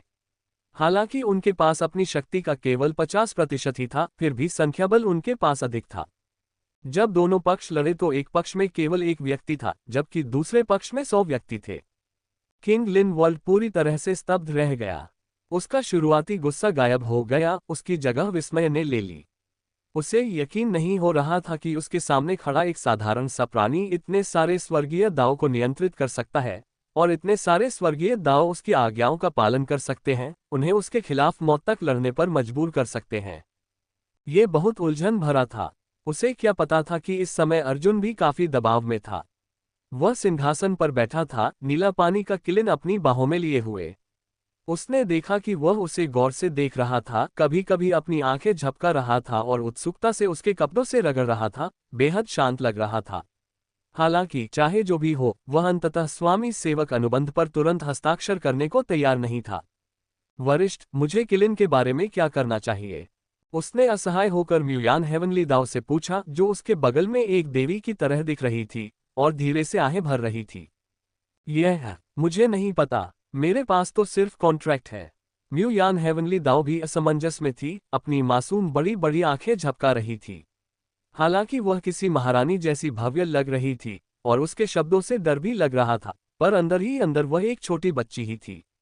इस समय उसने मासूमियत से अपने हाथ फैलाए, मुंह बनाया और अपनी खूबसूरत आंखों से बगल में खड़ी म्यू हेवनली दाव को देखा। यह आदरणीय व्यक्ति नहीं जानता, आपको मुझसे पूछने की जरूरत नहीं है। इसके अलावा मैंने पहले कभी किलिन नहीं देखा है, ये हमारी पहली मुलाकात है। म्यू स्वर्गीय दाव बेहद ठंडे रहे। वो एक स्वर्गीय सम्राट में बदल गए थे, अभी भी हरे वस्त्र पहने हुए, लाल होठों और सफेद दांतों के साथ, एक ऐसे युवा लड़के की तरह दिख रहे थे जिसने अभी अभी मार्शल आर्ट का अभ्यास शुरू किया हो। हालांकि उनकी आंखों में अभी भी कोई भावना नहीं थी, फिर भी उन्होंने ठंडे स्वर में कहा, आपको किलिन के मुद्दे को जल्दी से सुलझाना होगा। हालांकि हमारी लड़ाई बेहद भीषण है, लेकिन 15 मिनट लगभग बीत चुके हैं। किंग लिन विश्व की ताकत हमारी उम्मीदों से परे है, वह पहले से ही स्रोत विश्व पर सीधा प्रभाव डालने में सक्षम हो सकता है। अगर हम पूरी ताकत से होते, तो हम एकजुट होकर उसे मौके पर ही मार सकते थे, लेकिन अब हम अपनी शक्ति का केवल 50% ही इस्तेमाल कर सकते हैं, इसलिए वह 15 मिनट बाद भी नहीं मर सकता। उस समय तुम्हें उससे अकेले ही लड़ना होगा। और क्या आप खिलवाड़ करना बंद कर सकते हैं? कौन सा स्वर्गीय सम्राट, कौन सा दिव्य जनरल, चियांग स्वर्गीय दाओ और दिव्य स्वर्गीय दाओ जैसे स्वर्गीय न्यायालय के शीर्ष, क्या आप उनके साथ खेलना बंद कर सकते हैं?